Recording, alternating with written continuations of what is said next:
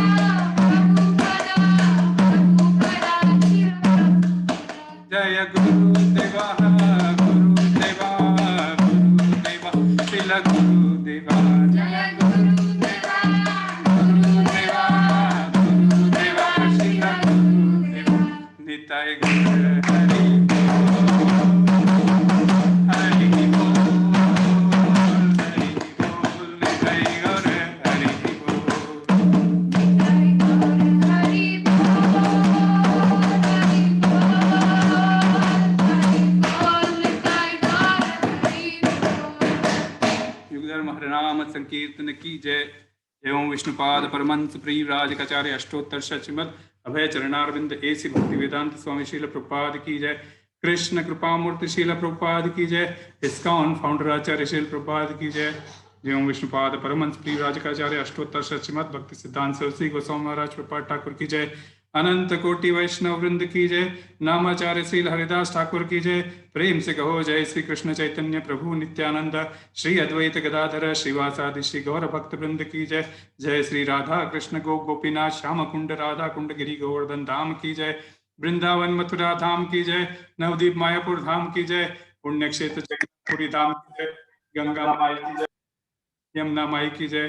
भक्ति देवी की जय। तुलसी महारानी की जय। सामवेद भक्त वृंद की जय। सभी एकत्रित भक्तों की जय जयकार हो हरे कृष्णा। सभी एकत्रित भक्तों की जय जयकार हो हरे कृष्णा। सभी एकत्रित भक्तों की जय जयकार हो हरे कृष्णा। शिष्य गुरु और शिष्य गौरांग की जय। हरे कृष्णा। आप सभी लोगों का स्वागत है शनिवार के इस भक्त वृक्ष सत्संग क्लास में। तो चर्चा चल रही है तीसरे अध्याय की और आज का श्लोक क्रमांक है 14। मैं श्लोक शेयर करता हूं। तो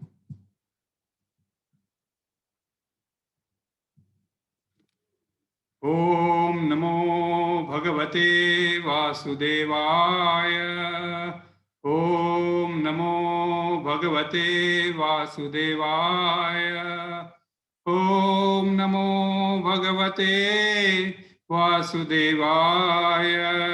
नारायणं नमस्कृत्यं नरं चैव नरोत्तमं देवीं सरस्वतीं व्यासं ततो जयमुदीरये। नष्टप्रायेषु भद्रेषु नित्यं भागवत सेवया भगवती उत्तम श्लोकैर्भक्तिर्भवति नैष्ठिकीम्। अध्याय 3 श्लोक क्रमांक 14।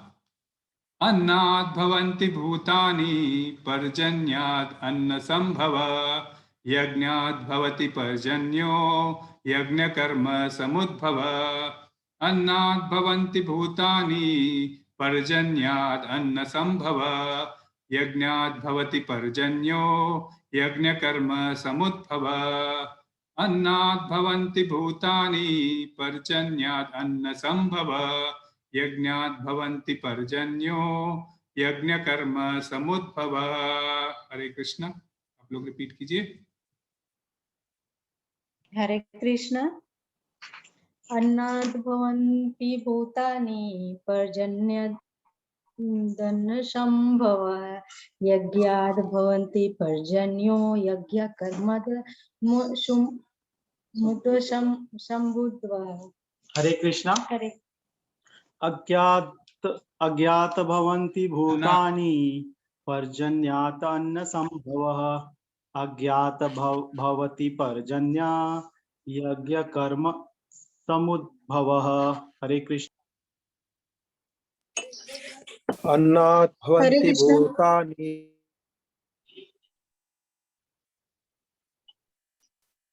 पढ़िए, कोई भी एक ने पढ़िए।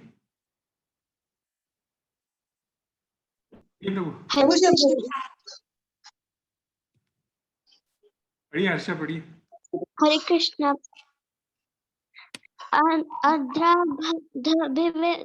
भूतानि पर्जन्याद्यवसंभव यज्ञाद् भवति पर्जन्यो यज्ञः कर्म समुद्भव।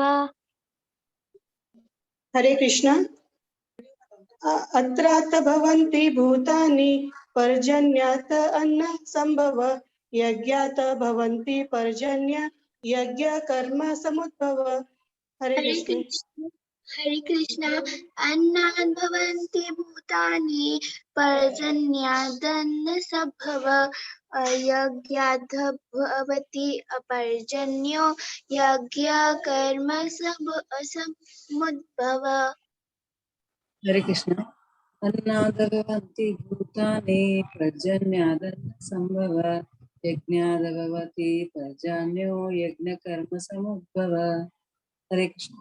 अन्नाद भवन्ति भूतानि पर्जन्यन्त संभव अज्ञात भवति पर्जन्यो यज्ञ कर्म सुमोदव भव। हरे कृष्ण। हरे कृष्ण। अन्नात् भवन्ति भूतानि परजन्यधन संभवा यज्ञात् भवति पर्जन्यो यज्ञ कर्म समुद्भव। हरे कृष्ण। हरे कृष्णा।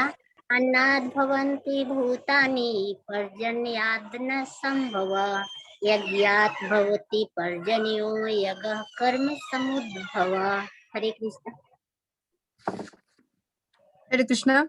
अन्नाद् भवन्ति भूतानि पर्जन्य पर्जन्याद् अन्न संभव यज्ञाद् भवन्ति पर्जन्यो यज्ञ कर्म समुद्भव।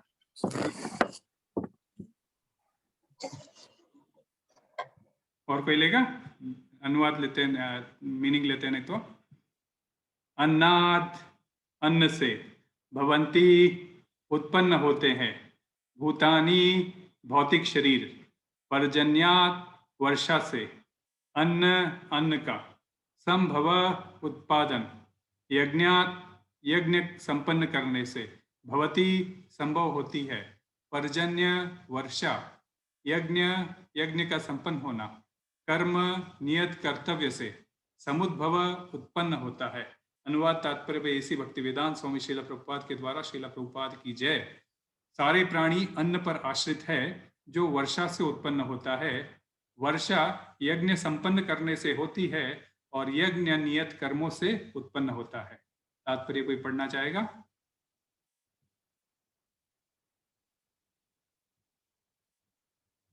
हरे कृष्ण।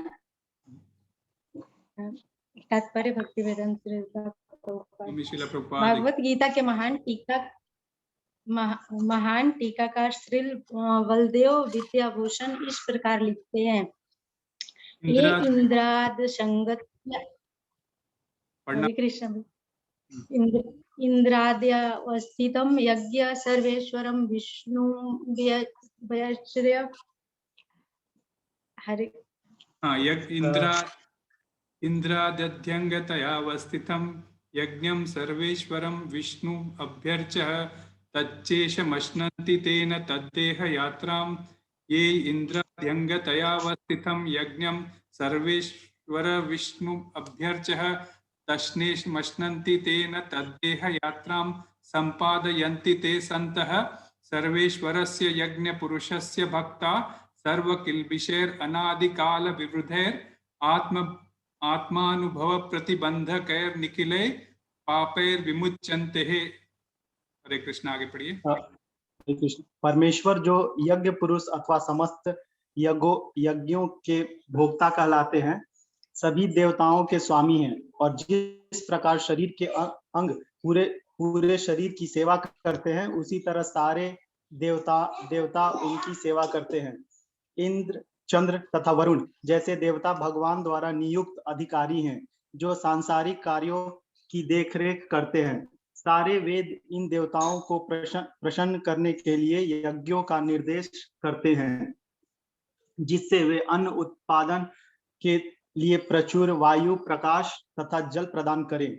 जब कृष्ण की पूजा की जाती है तो उनके अंग स्वरूप देवताओं की भी स्वतः पूजा हो जाती है, अतः देवताओं की अलग से पूजा करने की आवश्यकता नहीं होती। इसी हेतु कृष्ण भावना भावित भक्त सर्वप्रथम कृष्ण को भोजन अर्पित करते हैं और तब खाते हैं। यह ऐसी विधि है जिससे शरीर का आध्यात्मिक पोषण होता है।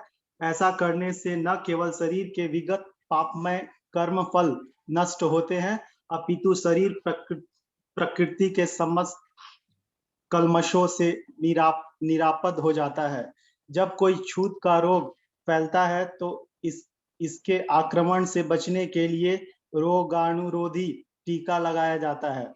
इसी प्रकार भगवान विष्णु को अर्पित करके ग्रहण किया जाने वाला भोजन हमें भौतिक संदूषण से निरापद बनाता है और जो इस विधि का अभ्यस्त है वह भगवत भक्त कहलाता है। अतः कृष्ण भावना भावित व्यक्ति जो केवल कृष्ण को अर्पित किया गया भोजन करता है, वह उन समस्त विगत भौतिक दूषणों के फलों का सामना करने में समर्थ होता है, जो आत्म साक्षात्कार के मार्ग में बाधक बनते हैं।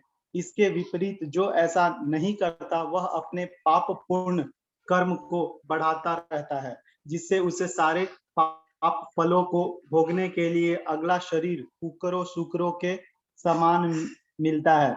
यह भौतिक जगत नाना कल्मशों से पूर्ण है, और जो भी भगवान के प्रसाद को ग्रहण करके उनसे निरापद हो लेता है, वह उनके आक्रमण से बच जाता है। किंतु जो ऐसा नहीं करता, वह कल्मश का लक्ष्य बनता है। अन्न अथवा शाक वास्तव में खाद्य हैं। मनुष्य विभिन्न प्रकारों के अन्न, शाक, फल आदि खाते हैं, जबकि पशु इन पदार्थों के उच्छिष्ट को खाते हैं। जो मनुष्य मांस खाने के अभ्यस्त है, उन्हें भी शाक के उत्पादन पर निर्भर रहना पड़ता है, क्योंकि पशु शाक ही खाते हैं। अतएव हमें अंतोगत्वा खेतों के उत्पादन पर ही आश्रित रहना है, बड़ी बड़ी फैक्ट्रियों के उत्पादन पर नहीं। खेतों का यह उत्पादन आकाश से होने वाली प्रचुर वर्षा पर निर्भर करता है, और ऐसी वर्षा इंद्र, सूर्य, चंद्र आदि देवताओं के द्वारा नियंत्रित होती है। ये देवता भगवान के दास हैं। भगवान को यज्ञों के द्वारा संतुष्ट रखा जा सकता है। अतः जो इन यज्ञों को संपन्न नहीं करता, उसे अभाव का सामना करना होगा। यही प्रकृति का नियम है। अतः भोजन के अभाव से बचने के लिए यज्ञ, और विशेष रूप से इस युग के लिए संस्तुत संकीर्तन यज्ञ संपन्न करना चाहिए। हरे कृष्णा। प्रभुपाद की जय। ओम अज्ञानतिमिरान्धस्य ज्ञानाञ्जनशलाकया चक्षुरुन्मीलितं येन तस्मै श्रीगुरुवे नमः। श्रीचैतन्यमनोभीष्टं स्थापितं येन भूतले स्वयं रूप कदा मह्यं ददाति स्वपदान्तिकं। वन्देऽहं श्रीगुरुं श्रीयुतपदकमलं श्रीगुरुं वैष्णवांश्च श्रीरूपं साग्रजातं सहगणा रघुनाथान्वितं तं सजीवं साद्वैतं सावधूतं परिजनसहितं कृष्णचैतन्यदेवं श्रीराधा कृष्णपादान् सहगणा ललितां श्रीविशाखान्वितांश्च। हे कृष्णा करुणा सिन्धो दीनबन्धो जगत्पते गोपेश गोपिका कान्त राधा कान्त नमोस्तुते। तप्त कांचन गौरांगी राधे वृंदावनेश्वरी वृषभानुसुते देवी प्रणमामि हरिप्रिये। वाञ्छाकल्पतरुभ्यश्च कृपा सिन्धुभ्यैव च पतितानां पावनेभ्यो वैष्णवेभ्यो नमो नमः। जय श्री कृष्ण चैतन्य प्रभु नित्यानंद श्री अद्वैत गदाधर श्रीवासादि गौर भक्त वृंद। हरे कृष्णा कृष्णा कृष्णा हरे हरे, हरे राम राम राम हरे हरे। हरे कृष्णा। पुनः आप सभी लोगों का स्वागत है इस साप्ताहिक भक्ति वृक्ष क्लास में। तो श्लोक क्रमांक अध्याय 3 जिसका शीर्षक है कर्मयोग, और श्लोक क्रमांक 14। अन्नात् भवन्ति भूतानि पर्जन्यात् अन्न संभव यज्ञात् भवन्ति पर्जन्यो यज्ञ कर्म समुद्भव। तो यह श्लोक है। तो यह श्लोक भी जो है सो हमारा जो है सो पिछले 2-3 श्लोक जो हम समझते आ रहे हैं उसी से यह संबंधित है। जीवन की रक्षा के लिए अन्न जरूरी है, और अन्न की उत्पत्ति किस प्रकार होती है उसका कारण एवं ऐसे अनेक कारणों की श्रृंखला यहाँ पर इस श्लोक में भगवान हमें बता रहे हैं। इस अध्याय के प्रथम श्लोक में अर्जुन ने कृष्ण से क्या प्रश्न किया था? एक ही है केशव, मुझे इस युद्ध रूपी घोर कर्म में क्यों लगा रहे हो? तो क्या यह युद्ध घोर कर्म था? नहीं। क्यों? क्योंकि युद्ध तो भगवान की इच्छा से हो रहा था।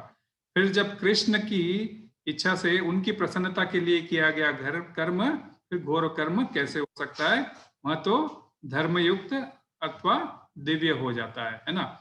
तो ये जो हम 10वें श्लोक से जो श्रृंखला शुरू हुई थी, जो इसका सेक्शन जो पिछली बार बलवंत प्रभु ने आपको शुरू में जो रिकैप दिया था, उसके अंदर ये 3rd सेक्शन था जिसमें 10वें श्लोक से कर्मकांड का सेक्शन शुरू हुआ था। और इस कर्मकांड को हम किस तरह से जो है सो ये कर्म योग में परिवर्तित किया जा सकता है, तो ये श्रृंखला 16वें श्लोक तक चलेगी। प्राणी और उसके लिए उपयुक्त यज्ञ सृष्टि के साथ ही निर्माण करके भगवान ने हमें सुखी से रहने के लिए सारी वस्तुएं प्रदान की है, जिनको भोगकर हम सुखी रह सकते हैं। कामधेनु गाय का एग्जाम्पल हमने समझा था कि कामधेनु गाय को आप जो मांगो वह दे सकती है ना, कि दूध के अलावा जो भी वह आप पाना चाहोगे वह दे सकती है। तो उसी प्रकार ये जो है सो ये भगवान ने शुरू से ही जो है सो प्राणियों को और उनके लिए यज्ञों को निर्धारित करके इस सृष्टि में हमको प्रसन्नता से रहने के लिए दिए हैं। और जब हम यज्ञ करते हैं तो यज्ञ करके हम कोई भी जो है सो देवी देवताओं को आप जो है सो प्रसन्न कर पाओगे और उनके सहयोग से संपन्नता को प्राप्त कर सकते हो। ये देवी देवता भगवान के गवर्नमेंट, जिसे हम कहते हैं ना, दैवीय गवर्नमेंट के आधिकारिक प्रशासक है। भौतिक जगत में आधिकारिक डिपार्टमेंट्स को तुम कर देते हो तो तुम जो है सो तुमको जो है गवर्नमेंट आपको जो है सो बिजली, पानी इत्यादि वगैरह सुविधाएं प्रदान करती है। वैसे ही भगवान के कैबिनेट में देवी देवता प्रशासनिक पोस्ट संभाल रहे हैं, जिनको हमें यज्ञ कर उन्हें प्रसन्न करना होता है। और अंततः वे देवी देवता आपके द्वारा दिए गए यज्ञ की आहुति को स्वीकार करके भगवान को ही अर्पण करते हैं। कारण भगवान ही परम भोक्ता है, भोक्ताराम यज्ञ तपसाम, है ना। बलवंत प्रभु ने इस श्लोक को बड़े ही अच्छे तरीके से पुलिस, कांस्टेबल और कमिश्नर का एग्जाम्पल देके बड़ा ही सुंदर ढंग से समझाया था। और सभी को याद होगा कि वह क्लास मैं भी नहीं भूल पाया कि इतनी बढ़िया तरीके से क्लास थी। तो आप देवताओं द्वारा दिए गए फैसिलिटीज का आप उपयोग करते हो और उन्हें रिटर्न में कुछ भी नहीं देते हो, यहाँ तक कि धन्यवाद भी नहीं करते हो, तो एक प्रकार से आप क्या हुए? चोर हुए। क्यों? स्तेन एव स, आप चोर ही हुए। फोकट का माल इस्तेमाल करने वाला चोर ही होता है ना। कोई देख नहीं रहा है, चलो मैं इस्तेमाल कर लूं, तो इसका मतलब क्या है? चोरी है। गोपाल प्रभु ने इसके ऊपर क्लास ली थी और से भी हमें समझाया था। अब फिर वापस पिछले श्लोक में 13वें श्लोक में भगवान ने हमें बताया कि यदि कोई व्यक्ति कृष्ण के लिए भोजन न पकाकर अपनी या अन्यों की इंद्रिय तृप्ति के लिए भोजन पकाता है तो उस भोजन में पाप प्रवेश कर जाता है। उस भोजन को ग्रहण करने वाला फिर पाप ही खाता है। महाप्रसादे गोविंदे बड़ा ही अच्छी तरीके से बलवंत प्रभु ने हमको पिछले क्लास में समझाया था। और ऐसे अनेक एग्जाम्पलों से हमारा जो है सो काफी डाउट्स क्लियर किया था। चोरी और पाप दोनों करने वाला भला किस प्रकार प्रसन्न रह सकता है ना। ये पिछले 2 श्लोकों में कि आप चोर हो और आप जो है सो पाप को खाते हो, तो ये चोरी और पाप दोनों ही करने वाला किस प्रकार जो है सो प्रसन्न रह सकता है? सुखी वहां कभी नहीं रह सकता। तो यह बात जो है सो हम भक्तों को समझ में आती है, परंतु कई लोगों को ये बात क्रांतिकारी लगती है, हजम ही नहीं होती है। वो कहते हैं कि भोजन तो मैं पका रहा हूँ और इसमें पाप की बात कहाँ से आ गई? भोजन तो मैं पका रहा हूँ।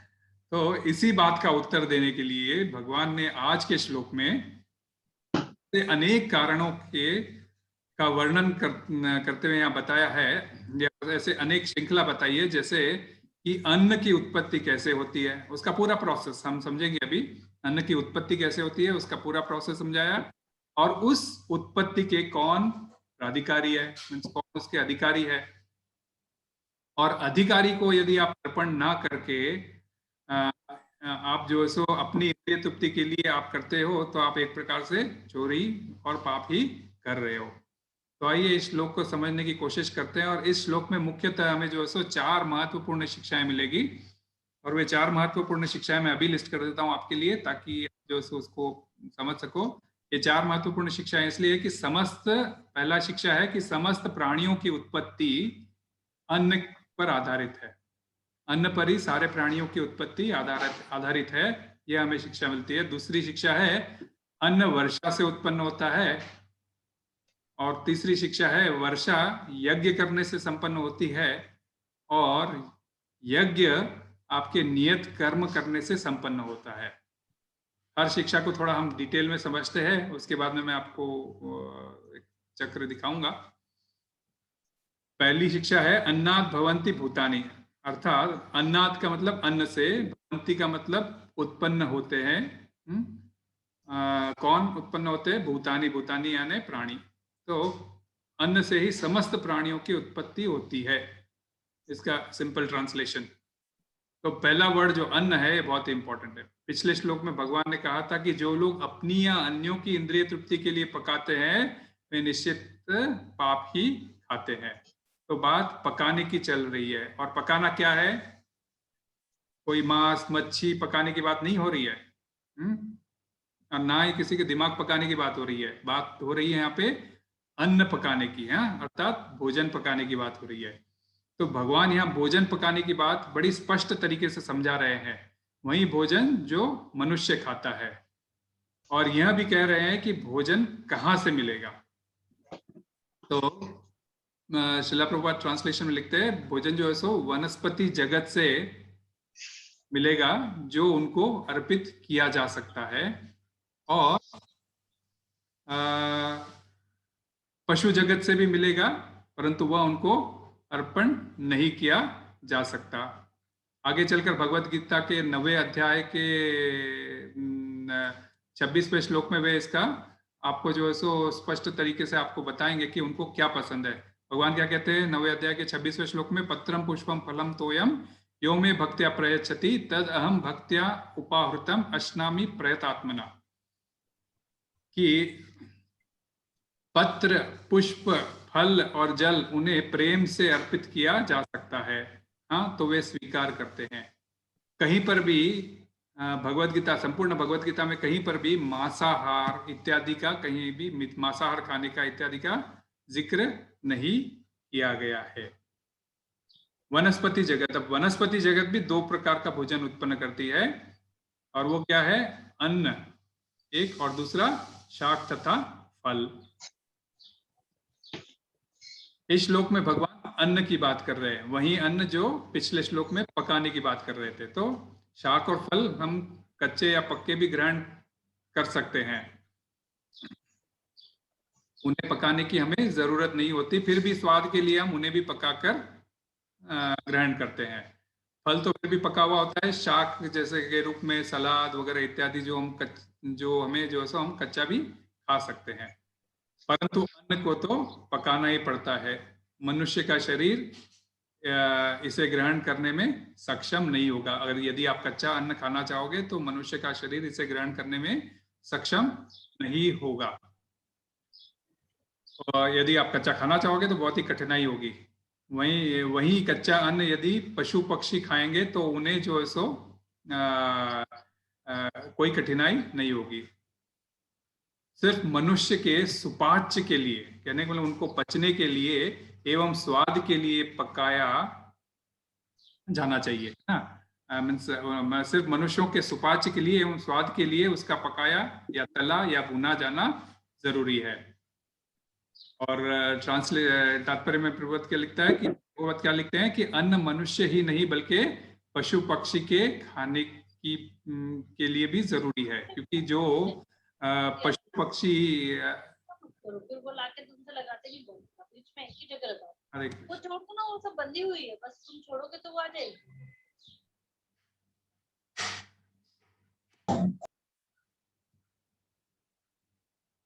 हरे कृष्णा। तो अन्न मनुष्यों की नहीं बल्कि पशु पक्षियों के खाने के लिए भी जरूरी है। मतलब हमें इतना अन्न चाहिए जिससे मनुष्य और पक्षी दोनों की जरूरत पूरी हो सके, जिन पर वे भी निर्भर है, क्योंकि ये बताया क्या गया है कि मनुष्य अन्न को खाता है और अन्न के जो उच्चिष्ट रहते हैं वह पशु पक्षी खाते हैं। हम जैसे देखते हैं खेत के अंदर धान जब कट जाता है तो बचा कुचा जो है सो पशु पक्षी उठा के ले जाते हैं, और जो है सो कीड़े मकोड़े जो भी रहते हैं वो जो है सो अपना अपना भाग ग्रहण कर लेते हैं। तो इसलिए वो जैसे वो और या फिर कुछ हम जो फेंक देते हैं ये और वो सब जो है सो पशु पक्षी वगैरह ग्रहण करते हैं। तो फिर जब पशु पक्षी भी अन्न पर आधारित है तो फिर मनुष्यों को इन पशु पक्षियों को मार कर खाने की क्या जरूरत है, सीधा ही अन्न को पकाकर हमें क्यों नहीं खाना चाहिए। तो एक बहुत इंपॉर्टेंट शिक्षा है कि भाई पशु पक्षी को खाने की जरूरत नहीं है। जैसे हाथी है, हाथी सबसे ज्यादा ताकतवर जानवर है और वह भी क्या खाता है, सिर्फ वेजिटेरियन, जैसे घास के पत्ते यही सब खाता है। और बल कितना है, हॉर्स, घोड़ा क्या खाता है, मांस मच्छी खाता है, नहीं खाता है। क्या खाता है, सिर्फ जो है सो शाक वनस्पति और यही खाता है। क्यों, और उसके बावजूद उसे हॉर्स में इतना पावर रहता है। हॉर्स पावर हम बात करते हैं ना, तो जो ये सो वनस्पति जगत ही हमें जो है सो इतना शक्ति और ये संपन्नता दे सकता है। ये एक थोड़ा रहस्य है जिसमें अभी जैसे एक कलयुग चल रहा है, तो कलयुग में मनुष्य के प्राण जो है सो अन्न पर आधारित होते हैं, इसीलिए उनको क्या कहते हैं, अन्नगत प्राण। कलयुग में मनुष्य का प्राण जो है सो अन्न पर आधारित है। उनके शरीर का जो पोषण है, उसमें जो ऊर्जा है, उस जो शरीर में जो मिनरल्स वगैरह की जो प्राप्ति है, वह सब जो है सो अन्न से होती है। जैसे शरीर में क्या क्या रहता है, रक्त रहता है, मांसपेशियां रहती है, नसें रहती है, हड्डियां रहती है और हड्डियों के अंदर मज्जा रहता है। हाँ, इनके संतुलन बनाए रखने के लिए, शरीर में इन सारी चीजों का संतुलन बनाए रखने के लिए हमें जो सो अन्न जरूरी होता है, और अन्न खाने से इनको पोषण तत्व मिलता है। तो इसीलिए मनुष्य के प्राण तभी सेफ रहते हैं जब इनको ग्रहण किया जाए। वही मनुष्य यदि सिर्फ फल या शाक को सेवन करे तो शरीर को शायद पर्याप्त पोषण मीन्स 100% नहीं मिल पाएगा। आपको पोषण मिल जाएगा परंतु 100% पोषण नहीं मिलेगा। इसीलिए कलयुग के शरीर अन्नगत प्राण कहलाते हैं। अन्न बहुत जरूरी है। वही द्वापर में यह रक्तगण प्राण होते थे, अर्थात रक्त बनने के लिए शरीर में फिर फल या शाक का सेवन करने से रक्त बन जाता था, तो अन्न खाना जरूरी नहीं होता था। इसीलिए द्वापर युग में रक्तगण प्राण होते थे। त्रेता में वही यदि हड्डी के अंदर का मज्जा सेफ हो, जिसे इंग्लिश में हम क्या कहते हैं, बोन मैरो कहते हैं, यदि वह सेफ हो तो जो सो आपके प्राण सेफ रह सकते हैं। तो इसीलिए त्रेता में जो है सो आपके प्राण मज्जागत प्राण होते थे। उससे भी पीछे सतयुग में यदि आप जाए तो सिर्फ हड्डी सुरक्षित हो तो मनुष्य जीवित रह सकता है। इसीलिए उस समय के प्राण को जो है सो अस्थिगत प्राण कहलाते थे। हिरण्यकशिपु वगैरह को आपने देखा होगा, कई वर्षों तक तपस्या करके ब्रह्मा जी की वह जो है सो तपस्या करते हैं और अंत में जो है सो उनका सिर्फ हड्डियों का एक ढांचा रह जाता है, बाकी शरीर पूरा खत्म हो चुका होता है, फिर भी वह जीवित रहते। क्यों? क्योंकि वे अस्थिगत प्राण थे। उस समय का कंडीशन था अस्थिगत प्राण, तो उसमें हड्डियों का ढांचा सेफ था, इसलिए वह पॉसिबल था। कलयुग में ऐसा पॉसिबल नहीं है। कलयुग में अन्न पर आधारित प्राण होते हैं, इसीलिए हमें जो सो अन्न खाने का इंपॉर्टेंस समझना होगा। तो अन्न का मतलब ये हम समझे। भवंती के मतलब क्या होता है, उत्पत्ति तथा पालन, जिसको हम इंग्लिश में क्या कहते हैं, क्रिएशन एंड मेंटेनेंस। तो अन्न खाने से भवंती, अन्न से उत्पत्ति तथा पालन दोनों ही होते हैं, परंतु किसका होता है, भूतानी अर्थात समस्त प्राणियों का। यहाँ विशेषकर भगवान मनुष्यों को संबोधित कर रहे हैं, कारण पशु पक्षी को भोजन पकाकर खाने की जरूरत नहीं होती। हाँ, वे तो ऐसे ही स्वतः उगने वाले घास फूस अन्य जानवर का शिकार करके भोजन की व्यवस्था को पूरा कर लेते हैं, परंतु मनुष्य को कर्म करके अन्न उगाना ही पड़ता है, और वह भी भगवान को अर्पित करके प्रसाद के रूप में ग्रहण करना होता है। और इसकी प्रैक्टिस बचपन से ही शुरू हो जाती है, जब शिशु को समय आने पर पहला अन्न प्रश्न संस्कार के जरिए खिलाया जाता है। संस्कार एक सभ्य समाज का जरूरी अंग है। जीवन के 16 संस्कारों का महत्व है, और इस्कॉन में सभी भक्त इन संस्कारों का बड़े ही सुंदर ढंग से पालन करते हैं। और सिर्फ अन्न प्रश्न के समय ही नहीं, परंतु हर भोजन के पहले भी हम भगवान को भोग लगाकर उसे प्रसाद के रूप में ग्रहण करते हैं। महाप्रसादे गोविंदे, है ना। तो श्रीला प्रभुपाद तात्पर्य में लिखते हैं कि ऐसे विधि से शरीर का आध्यात्मिक पोषण होता है और शरीर के पुराने पाप नष्ट होते हैं और शरीर रूपी प्रकृति की सारी कलमश दूर होती है। 3 चीजें होती है। क्या होता है कि शरीर का आध्यात्मिक पोषण होता है, शरीर के पुराने पाप नष्ट होते हैं और शरीर रूपी प्रकृति की सारी कलमश दूर होती है। उसको एक उपमा देके श्रीला प्रभुपाद समझाते हैं। हम जैसे ना मुहावरा या उपमा कहते हैं ना, जैसे कि यदि किसी को छूत का रोग हो जाए तो क्या करना होता है?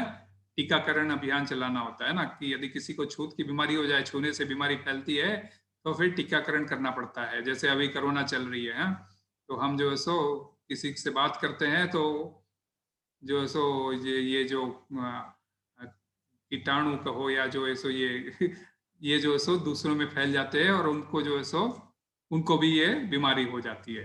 तो इससे बचने के लिए क्या करना पड़ता है? टीकाकरण ही एक उपाय है। वैक्सीनेशन ड्राइव अभी चल रहा है, मेरे ख्याल से बहरीन में तो सभी ने ले लिया होगा, इंडिया में भी ले लीजिए। तो टीकाकरण ही करना पड़ता है। श्रीला प्रभुपाद आज के श्लोक में भी ये बता रहे हैं कि ऐसे छूत की बीमारी को टीकाकरण से ही रोका जा सकता है। उसी प्रकार भगवान को जब हम भोग अर्पित करते हैं तो भोग हमें भौतिक संदूषणों से निरपराध बनाता है और उसे ग्रहण करने वाला भगवत भक्त कहलाता है। तो ये प्रभुपाद उपमा देके समझा रहे हैं इस भोजन का इंपॉर्टेंस की किस तरह से कि शरीर को आध्यात्मिक पोषण मिलता है। अब प्रश्न उठता है कि जीवात्मा की उत्पत्ति अन्न के द्वारा कैसे होती है ना? कोई भी क्वेश्चन पूछ सकता है कि ये कैसे, अन्न से कैसे जीवात्मा की उत्पन्न होती है। तो अर्थात उनका जीवात्मा का जन्म कैसे होता है अन्न के जरिए। तो ये बड़ी ये जानकारी है, भगवद गीता से हमें यह जानकारी मिलती है। साइंस में भी ये जानकारी मिलती है, परंतु वह एक भौतिक पढ़ाई का सब्जेक्ट है और वह एक हद तक ही आपको कुछ एक्सप्लेन कर पाता है। और पर ये तो आध्यात्मिक पढ़ाई है जिसके आगे भौतिक पढ़ाई तो फेल होनी है। भगवद गीता अपने आप में एक बहुत बड़ा साइंस है। तो बात चल रही है जीवात्मा के जन्म का। तो ये प्रोसेस क्या है? जीवात्मा हम सभी जानते हैं अजर अमर है जीवात्मा, दूसरे अध्याय में हमने इसकी बहुत चर्चा की थी। तो जीवात्मा अपना स्वर्गिक सुख भोग कर अपने पुण्यों के क्षीण होने पर, यानी कि उनका जो कार्ड का, जब किसी के पास यदि प्रीपेड कार्ड है और कार्ड में कुछ बैलेंस है तो आप जो है सो जब तक बात कर सकते हो जब तक उस कार्ड का बैलेंस है, और जैसे ही कार्ड का बैलेंस खत्म हो जाता है आपका टॉक टाइम खत्म हो जाता है और आपको बोलना पड़ता है मुझे फिर से रिचार्ज करना है। तो वैसे ही जीवात्मा अपने पिछले जन्म के स्वर्गिक सुख भोग कर उनके पुण्य के क्षीण होने पर समय आने पर स्वर्ग से ढकेल दिए जाते हैं लिटरली, ऐसा कि भाई उनको उतार दिया नहीं जाता, उनको ढकेल दिया जाता है, क्योंकि उनकी वहां तो मृत्यु होती नहीं है तो उनको ढकेल दिया जाता है। और पृथ्वी के ऊपर हम जैसे जानते हैं 7 लोक है और पृथ्वी के नीचे 7 लोक है। तो 8वें अध्याय के 16वें श्लोक में कहते हैं आ ब्रह्म भुवना लोका पुनरावर्तिसु अर्जुना। भूलोक को छोड़कर ब्रह्मलोक से पाताल लोक तक सभी लोग जो है भोग योनियां है। यहाँ पे जीवात्मा अपना भोग का समय बिताता है। मीन्स जो कर्म यहाँ इस धरती पर करता है, अच्छा कर्म किया तो भोग स्वर्ग में बिताएगा और बुरा कर्म किया तो नरकों में बिताएगा। तो बहरहाल जो भी है अपना समय बिताने के बाद वहां जो है सो वहां से ढकेल दिया जाता है। ढकेल देने पर वहां स्वर्ग से गिरकर बादलों के माध्यम से, स्वर्ग से गिरते हैं और बादलों में अटकते हैं। बादलों के माध्यम से वर्षा की बूंदों के सहारे, फिर वर्षा के बादलों में से वर्षा होती है तब बूंदों के सहारे से जो है सो वह सारे पृथ्वी पर जहां अन्न के दाने में उग रहे, जहां पे लोगों ने बीज बोए हैं, जब पृथ्वी पर वर्षा गिरती है तो जहां पे लोगों ने बीज बोए हैं उसके अंदर प्रविष्ट होकर अन्न के दाने में प्रविष्ट होते हैं। वह अन्न जब पकाया जाता है तब जीवात्मा भोजन का रूप धारण करता है और मनुष्य के शरीर में प्रविष्ट होता है, और भोजन के पच जाने पर वह वीर्य में तब्दील होकर फिर बाद में स्त्री के गर्भ में प्रविष्ट होता है। इस तरह यहाँ भगवान यह बता रहे हैं कि मनुष्यों का जन्म अन्न के माध्यम से होता है। तो ये प्रोसेस भगवान यहाँ पे समझा रहे हैं। तो ठीक है ना, क्लियर है, ये साइंस है, क्लियर, आपको आध्यात्मिक साइंस है और जो बात बोली है भगवद गीता में बिल्कुल सही है। तो ये प्रोसेस हुआ अन्नात् भवन्ति भूतानि, ये शिक्षा। तो ये पूरा प्रोसेस है। दूसरा है पर्जन्याद अन्न संभव, अर्थात वर्षा से अन्न उत्पन्न होता है, ये उसका मीनिंग है। मनुष्य का शरीर अन्न से बनता है, ये हम समझ चुके हैं। अब अन्न कैसे बनता है उसको भी समझ लेते हैं। तो भगवान बता रहे हैं कि वर्षा की बूंदों से अन्न के दाने उत्पन्न होते हैं। पर्जन्याद का अर्थ है आकाश से नियमित बारिश की बूंदे। यह भगवान की सुंदर व्यवस्था है, उन्हीं के कारण यह नियमित वर्षा से हमें जो सो अन्न उत्पन्न होता है हमारे लिए। हमारी व्यवस्था से ये शायद इतने व्यापक तरीके से कभी संभव नहीं हो सकता। हम ज्यादा से ज्यादा क्या करते हैं, हम जो सो अपने स्प्रिंकलर सिस्टम लगा के अपने खेत में थोड़ा बहुत पानी है तो उसके जो सो थोड़ा बहुत अन्न उगा सकते हैं, परंतु व्यापक स्तर पे ये वर्षा से ही संभव हो सकता है। तो ये सिर्फ भगवान की व्यवस्था की वजह से ही ऐसा संभव है, और कोई व्यवस्था से ये संभव नहीं है। और ये कैसे है, भगवान की व्यवस्था क्या है? भगवान ने, कृष्ण ने जल का बहुत बड़ा भंडार समुद्र के रूप में देकर उसमें नमक घोल दिया है, ताकि एक स्थान पर पड़ा हुआ जल कभी खराब ना हो। हम बोलते हैं ना समुद्र नमकीन क्यों है, ये भगवान की व्यवस्था है, उसमें नमक घोल दिया है ताकि वह एक जगह पड़ा पड़ा जल कभी खराब ना हो। समुद्र में जल असीमित मात्रा में है एवं पृथ्वी की सतह से बहुत नीचे भी है, तो पृथ्वी के मनुष्यों के लिए जल अपनी जगह तक ले जाने के लिए बहुत ही दिक्कतों का सामना करना पड़ता है। इस कठिनाई को दूर करने के लिए ही कृष्ण ने अपनी व्यवस्था से अपने जो अधिकारी है, तो उसमें सूर्य देवता के जरिए समुद्र में पानी को भाप में परिवर्तित करके आकाश में बादलों के रूप में एक बहुत बड़ा भंडार बना देते हैं। क्योंकि समुद्र का पानी भाप बनकर उठता है, उसमें नमक नहीं होता। शुद्ध जल के रूप में बादलों से वर्षा की बूंदों के रूप में वह पुनः पृथ्वी के सभी स्थानों पर गिरता है जहां मनुष्यों ने पृथ्वी पर बीज बो रखे हैं, उसमें असीमित मात्रा में अन्न अंकुरित होता है। इसके अलावा नदी, तालाब, कुएं जैसे जलाशयों में, जल स्रोतों में मनुष्य की अन्य जरूरत को पूरा करने के लिए भी जल एकत्रित हो जाता है। तो ये हो गया अन्न का उत्पादन। अन्न किस प्रकार होता है? तीसरी शिक्षा है यज्ञात भवति पर्जन्यो, अर्थात यज्ञ करने से वर्षा होती है। वर्षा कैसे होती है? तो भगवत गीता शिक्षा दे रही है कि यज्ञ करने से वर्षा होती है उतनी ही मात्रा में जितनी की मानव समाज के लिए आवश्यक हो। अतिवृष्टि या अनावृष्टि भी बीज को अंकुरित नहीं होने देती, इसीलिए नियमित मात्रा से वर्षा की आवश्यकता होती है। और भौतिक लेवल पर हम काफी एडवांस्ड हो गए हैं। आज के डेट में हम खेती बाड़ी के कई साधन जुटा चुके हैं, जैसे ट्रैक्टर इत्यादि, परंतु यदि वर्षा नहीं हुई तो सारी की सारी मशीनरी फेल हो जाती है। यज्ञ करना जरूरी होता है। यज्ञ का अर्थ क्या है? यज्ञ का अर्थ हर युग के लिए अलग अलग होता है। इसका जो इसका प्रमाण भागवतम के 12वें स्कंद के 30वें अध्याय के 52वें श्लोक में मिलता है। कृते यध्यायतो विष्णुम त्रेतायाम यजतो मखैर द्वापरे परिचर्यायाम कलो तद हरि कीर्तनात्। कृते अर्थात सतयुग में विष्णु का ध्यान धर्म है, विष्णु का ध्यान करने से विष्णु प्रसन्न होते थे। त्रेतायाम, त्रेता में यज्ञ, त्रेतायाम यजतो मकई, यजतो मतलब पूजा करने की विधि, मकई, मकई मतलब यज्ञ। द्वापर परिचर्यायाम, परिचर्यायाम का मतलब भगवान के चरणों की सेवा या भगवान का दर्शन करने मात्र से यह विधि पूरी हो जाती थी। और कलयुग में कलो तद हरि कीर्तनात्, कलयुग में सिर्फ हरि कीर्तन से। तो चारों युग की ये जो विधि है उसका रिजल्ट एक ही है, आपको जो है सो भगवान की कृपा प्राप्त होने लगती है। तो सतयुग का तो ध्यान है, उसके बारे में तो मुझे कहना नहीं, हिरण्यकशिपु का मैंने एग्जाम्पल दिया ही था। हवन त्रेता युग का युग धर्म था, परंतु क्योंकि हम जनरली यज्ञ को हवन से कनेक्ट करते हैं, तो यज्ञ त्रेता युग का धर्म था, परंतु आजकल हमें वैसा ब्राह्मण नहीं मिलेगा। पहले ही मैंने बताया था, जो ब्राह्मण ऐसे श्लोक बोलेंगे जिससे यज्ञ के धुएं को बादल में परिवर्तित किया जा सके, ना ही ऐसे कोई यज्ञ के शुद्ध सामग्री मिल पाएगी जो ये प्रोसेस को पूरा कर सके, ना ही ब्राह्मण के उच्चारण वगैरह सही ढंग से हो पाएंगे। इसीलिए कलयुग में यह अग्नि यज्ञ द्वारा वर्षा उत्पन्न करने की विधि कहीं भी हमें काम नहीं आएगी। कलयुग में सिर्फ क्या रिकमेंड किया गया है? संकीर्तन यज्ञ की विधि बतलाई गई है, कलो तद हरि कीर्तनात्। तो कलयुग में सिर्फ हरि कीर्तन जरूरी है। जैसे अभी इतनी महामारी चल रही है तो हम सभी को यही बोलते हैं प्रार्थना ही हमारे हाथ में है, और प्रार्थना सिर्फ हरि कीर्तन से है। और भी कुछ प्रमाण है के तौर पे शास्त्रों के कुछ कोटेशंस है, जैसे श्रीमद् भागवतम के 11वें स्कंद के 5वें अध्याय के 32वें श्लोक में यज्ञ संकीर्तना प्रायर यजंती ही सुमेधसा, यानी मतलब कलयुग में बुद्धिमान लोग संकीर्तन यज्ञ के द्वारा भगवान की पूजा करेंगे। 1975 की बात है, एक प्रवचन के दौरान श्रीला प्रभुपाद ने कलयुग में लंदन के प्रवचन के दौरान उन्होंने कहा था कि कलयुग में असुरों का वध का अर्थ है हरिनाम संकीर्तन अस्त्र के द्वारा उनके आसुरी कलापों को बंद करना, जिसे स्वयं चैतन्य महाप्रभु ने ही फैलाया है। हम तात्पर्य में भी लिखते हैं। स्कंद पुराण में एक रेफरेंस मिलता है, महाभागवत नित्यम कलौ कुर्वन्ति कीर्तना, अर्थात भगवान के महान भक्त सदैव कीर्तन में व्यस्त रहेंगे।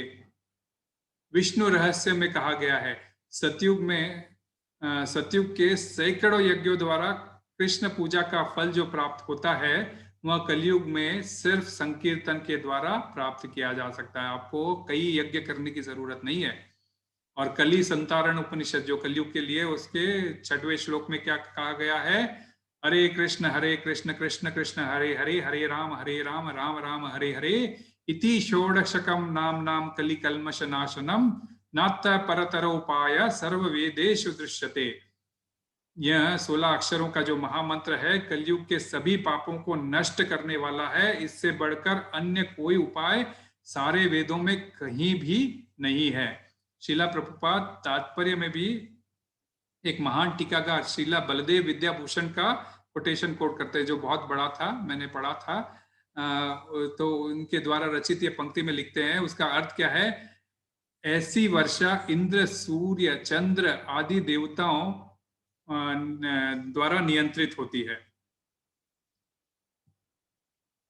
ये देवता भगवान के दास है और भगवान को यज्ञ द्वारा संतुष्ट रखा जा सकता है। यदि कोई यज्ञ नहीं करता तो उसे अभाव का सामना करना पड़ता है। यदि कोई यज्ञ नहीं करता तो फिर जो है सो उसको यज्ञ के अभाव का सामना करना पड़ सकता है। यही प्रकृति का नियम है। अतः भोजन के अभाव से बचने के लिए यज्ञ और विशेष रूप से कलयुग में संकीर्तन यज्ञ संपन्न करना बहुत बहुत जरूरी होता है। भागवतम के 5वें स्कंद के 4थे अध्याय के 3रे श्लोक में लिखा गया है, यज्ञ करने से आकाश में वर्षा के मेघ दिखाई पड़ते हैं।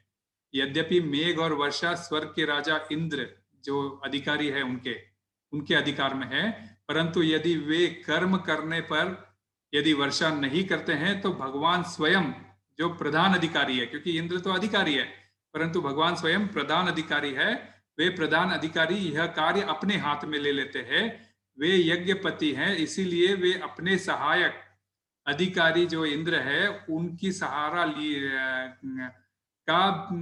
सहारा लेकर भी ये काम कर सकते हैं, या अन्यथा वे स्वयं भी कर सकते हैं। और इसका 5वें स्कंद में यह चर्चा आती है। 1972 में वैसे ही हैदराबाद में एक सेशन चालू था जहाँ पे श्रीला प्रभुपाद उस समय हैदराबाद में गए थे और उस 3-4 सालों से कुछ सूखा पड़ा था हैदराबाद के जिलाओं में। और उस समय श्रीला प्रभुपाद राधा मदन मोहन मंदिर में बैठे थे और उन्होंने उत्साह पूर्वक अपने शिष्यों को उस समय हरिनाम संकीर्तन यज्ञ करने का सलाह दी। मीन्स कंटिन्यूस आप यज्ञ करो, 24 घंटे यज्ञ करो, ऐसा इस प्रकार कीर्तन संकीर्तन यज्ञ करो।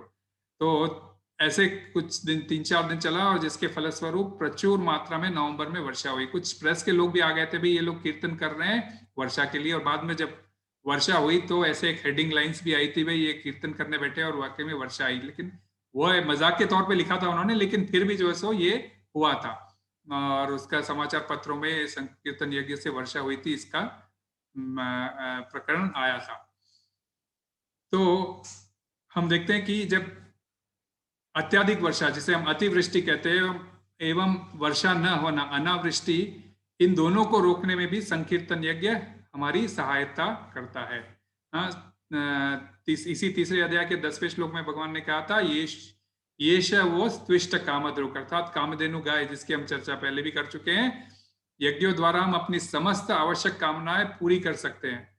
अर्थात यज्ञ करने से अनुवृष्टि, अतिवृष्टि, भूकंप, सुनामी, आंधी, तूफान, बाढ़ जैसे सारे प्राकृतिक उत्पात नहीं होंगे। बस नियत कर्म करते रहना होगा। यदि नियत कर्म नहीं करोगे तो ये सारों का अभाव हमें झेलना पड़ेगा। अपना जीवन हर पल हमें जो है सो कर्म में, अर्थात हमारे हर कार्य भगवान की सेवा के तहत हमें करना होगा, तभी सही मायने में वह यज्ञ कहलाएगा। और यज्ञ कैसे करना चाहिए? यज्ञ कर्म समुद्भव, अर्थात नियत कर्मों से यदि आप अपने नियत कर्म करोगे तभी जो है सो नियत कर्मों से जो है सो यज्ञ उत्पन्न होता है। नियत कर्म का अर्थ है निर्धारित कर्म, जिनके करने से यज्ञ पूर्ण होता है। 8वें श्लोक, इसी अध्याय के 8वें श्लोक में भगवान ने क्या कहा था? नियतम कुरु कर्माणि, अपना नियत कर्म करो। इसका सीधा अर्थ क्या था? यह हमारे लिए आदेश था कि मेरे आदेश का पालन करो। आदेश कोई भी प्रधान अधिकारी द्वारा दिया जाता है, जो यहाँ पे गुरु और साधु और शास्त्र द्वारा जिसका अनुमोदन होना जरूरी होता है।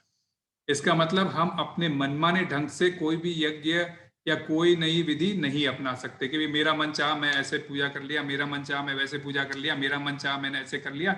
यह कहीं भी काम नहीं आएगा, क्योंकि ये आदेश है, ये नियतम कुरु कर्माणि, शास्त्रों में जो कहा गया है हमें सिर्फ वही फॉलो करना है, वही हमारे लिए जो है सो आदेश है। और शास्त्र क्या कहता है? कलयुग में यज्ञ की विधि संकीर्तन ही है, और कोई विधि हमें काम नहीं आएगी। अभी हमने इसके सारे प्रमाण जो काफी शास्त्रों से रेफरेंस मैंने लिए थे वो सारे प्रस्तुत किए थे। अब प्रश्न उठता है भी क्कीर्तन करना है तो किसका करना है? कि वह भी मैंने कहा था हरि कीर्तन, किसी देवी देवता का संकीर्तन करने से चलेगा? तो शास्त्र बड़े क्लियर है, कहते हैं हरि कीर्तन केवल, क्यों? तद हरि कीर्तनात्, केवल कृष्ण या विष्णु का ही कीर्तन, अन्य देवी देवताओं का कीर्तन यहाँ पे काम नहीं आएगा। हम जो नवविधा भक्ति कहते हैं उसमें क्या कहते हैं? स्मरणम कीर्तनम विष्णु, श्रवणम कीर्तनम विष्णु स्मरणम पाद सेवन, है ना? तो विष्णु स्मरणन कहा गया है, अन्य कोई देवी देवताओं का स्मरणन यह नहीं कहा गया है। तो कलयुग के लिए यज्ञ का मुख्य सिद्धांत है इस श्लोक में जो भगवान बता रहे हैं, उनके आदेशों का पालन करना, यही हमारे लिए नियत कर्म है जो हमें गुरु साधु और शास्त्र के माध्यम से मिलेगा। और 5वें अध्याय के 29वें श्लोक में भगवान वैसे भी कहते हैं भोक्तारम यज्ञ तत्साम सर्वलोक महेश्वरम, अर्थात कृष्ण ही सारे तपस्याओं के भोक्ता है। फिर तो सारे यज्ञों का प्रयोजन बस एक मात्र कृष्ण को प्रसन्न करना है। आपको फिर क्या चाहिए? बस वह कर्म करो जिससे कृष्ण को प्रसन्न करने के लिए जिसको कृष्ण के प्रसन्नता मिले, तो वही जो है सो हमारे लिए सर्वश्रेष्ठ यज्ञ होगा। और अर्जुन यहाँ कृष्ण की आज्ञा से युद्ध कर रहा है जो उनकी इच्छा के अनुसार था, तो फिर वह घोर कर्म कैसे हो सकता है? बल्कि उनकी प्रसन्नता के लिए किया गया कर्म है। तो यज्ञ कर्म समुद्भव, अर्थात मेरे आदेशों का पालन करो, ऐसा यज्ञ करो, उठो और युद्ध करो, ये ऐसा कृष्ण अर्जुन को उपदेश दे रहे हैं। तो निहित कर्मों को करने से वर्षा होती है, और वर्षा से अन्न उत्पन्न होता है, और अन्न के द्वारा मनुष्य का शरीर बनता है। तो यह एक पूरा चक्र है। तो यह एक पूरा चक्र है। तो ये जो है एक पूरा चक्र है। मनुष्य का शरीर जो ये है बना हुआ है, जो मैंने बोला था 5 चीजों से, अस्थि, रक्त, मांसपेशियां, इन सब का पोषण के लिए मनुष्य का शरीर अन्न पर आधारित होता है। और अन्न हमें मिलता कहाँ? ये अन्न पर आधारित होता है। अन्न में मिलती है वृष्टि, वर्षा से मिलती है, और वर्षा हमें मिलता है यज्ञ से। मैंने ये एग्जाम्पल यहाँ पे दिया है कि ये तो त्रेता युग का था ये हवन करने का विधि, परंतु अभी जो है सो हमारे लिए है संकीर्तन यज्ञ, है ना? संकीर्तन की विधि हमारे लिए यज्ञ के रूप में। और यज्ञ कैसे होगा? हम जब अपने नियत कर्म करेंगे, गुरु साधु और शास्त्र को फॉलो करेंगे, शास्त्र में बताए गए प्रिंसिपल्स को फॉलो करेंगे, तब जो है सो ये यज्ञ चक्र संभव होगा। उससे वापस मनुष्य के शरीर की उत्पत्ति होगी। और शास्त्र में कहता है परम भोक्ता श्री कृष्ण है, उनके लिए जो है सो हमें अन्न, यज्ञ के रूप में अन्न उत्पन्न करना होता है, और अन्न जो है सो उनको भोग लगा के हमें प्रसाद ग्रहण करना होता है। तो यह चक्र हमारे लिए बनाया गया है। मनुष्य से शुरू होकर मनुष्य पर अंत होना। तो ये हमारे लिए है। बात है कि ये जो चक्र भगवद गीता का जो 14th श्लोक का ये जो चक्र है, भगवान ने सिर्फ ये हमारे लिए किया है। तो मनुष्य का जन्म का उद्देश्य क्या है? भगवान कृष्ण को प्रसन्न करना, और अन्न को पकाकर कृष्ण को अर्पण करना। ये ऐसा करने से भगवान जो है सो प्रसन्न होते हैं। 5 बिंदु एक दूसरे के कारण बताए गए। अभी मैंने जो पिछले चक्र में 5 बिंदु बताए थे ना, मनुष्य, अन्न, वर्षा, यज्ञ, कर्म, ये जो 5 बिंदु बताए हैं, तो ये 5 बिंदु एक दूसरे के कारण है, एक दूसरे का कारण है, और ऐसा कृष्ण बता रहे हैं। परंतु गहराई से यदि आप विचार करोगे तो पाओगे ऐसे अनेक कारण और भी है, और प्रत्येक कारणों के पीछे स्वयं कृष्ण है। जैसे शरीर के विकास के लिए अन्न जरूरी है, यह तो हम समझ चुके हैं, परंतु अन्न को पकाने के लिए किसकी जरूरत होती है? आग की जरूरत होती है। तो अग्नि का तेज आया कहाँ से है? तो भगवत गीता के 15वें अध्याय के 12वें श्लोक में भगवान कहते हैं, यद आदित्य गतम तेजो जगत भासयते अखिलम, यद चंद्रमसि यच्चाग्नो तत्तेजो विद्धिमागमकम। सूर्य का तेज जो सारे विश्व के अंधकार को दूर करता है, मुझसे निकलता है। चंद्रमा तथा अग्नि का तेज भी मुझसे ही निकलता है। तो ये सूर्य की शक्ति, चंद्र का पोषण तत्व, ये और भूमि की सहायता, इसकी भी जरूरत होती है, और इनके कारण स्वयं कृष्ण है, क्योंकि ये मुझसे प्राप्त होता है, ऐसा कृष्ण आगे 15वें अध्याय में बताते हैं। और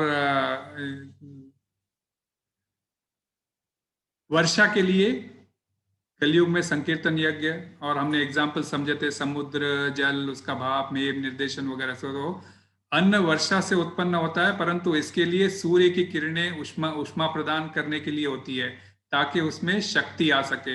एडवर्टाइजमेंट आपने देखा होगा ना, क्या कि एडवर्टाइजमेंट आप देखते हो, मुझे पीने से शक्ति आती है, कॉम्प्लान, शक्ति, ये सब काफी होते हैं ना। तो कहने का मतलब अन्न में उचित पोषण तत्व पहुंचाने के लिए, उसे स्वादिष्ट बनाने के लिए भगवान क्या करते हैं? चंद्रमा की सहायता के लिए, चंद्रमा के किरणों की आवश्यकता होती है। 13वें श्लोक में, 15वें अध्याय के 13वें श्लोक में कहते हैं, पुष्णामि चौषधि शर्वा सोमो भूतवा रसात्मक, कि ऐसे मैं चंद्रमा बनकर समस्त वनस्पतियों को जीवन रस प्रदान करता हूं। तो सारे वनस्पति जगत को भगवान का भगवान अपना जीवन रस प्रदान करते हैं, तभी उनमें जो है सो पोषण तत्व आते हैं। इसके अलावा पृथ्वी पर, इसके अलावा जो है सो पृथ्वी देवी भी हमने सुना था कि जो मीन्स लाइक पृथ्वी देवी जो स्वयं भगवान की पत्नी है, उसकी भी बहुत जरूरी होती है। और पृथ्वी के अंदर भी कुछ जो पोषण तत्व होते हैं, वह भी जो है सो कृष्ण के वजह से ही है। वर्षा उत्पन्न करने, फिर यज्ञ की उत्पत्ति, फिर यज्ञ की उत्पत्ति श्री कृष्ण के आदेशानुसार कर्म करने से होती है। यहाँ गहराई का विषय यह है कि सिर्फ आदेशानुसार कर्म करना है, या अपितु कर्म में श्रद्धा की भी आवश्यकता होती है। आदेश तो है, गुरु साधु शास्त्र ने आदेश दिया, परंतु इसे करने के लिए आपको श्रद्धा बहुत जरूरी होती है, और मन में एकाग्रता, दंभ और कपट का त्याग बहुत जरूरी होता है। तभी जो है सो हम ये यज्ञ कर पाते हैं।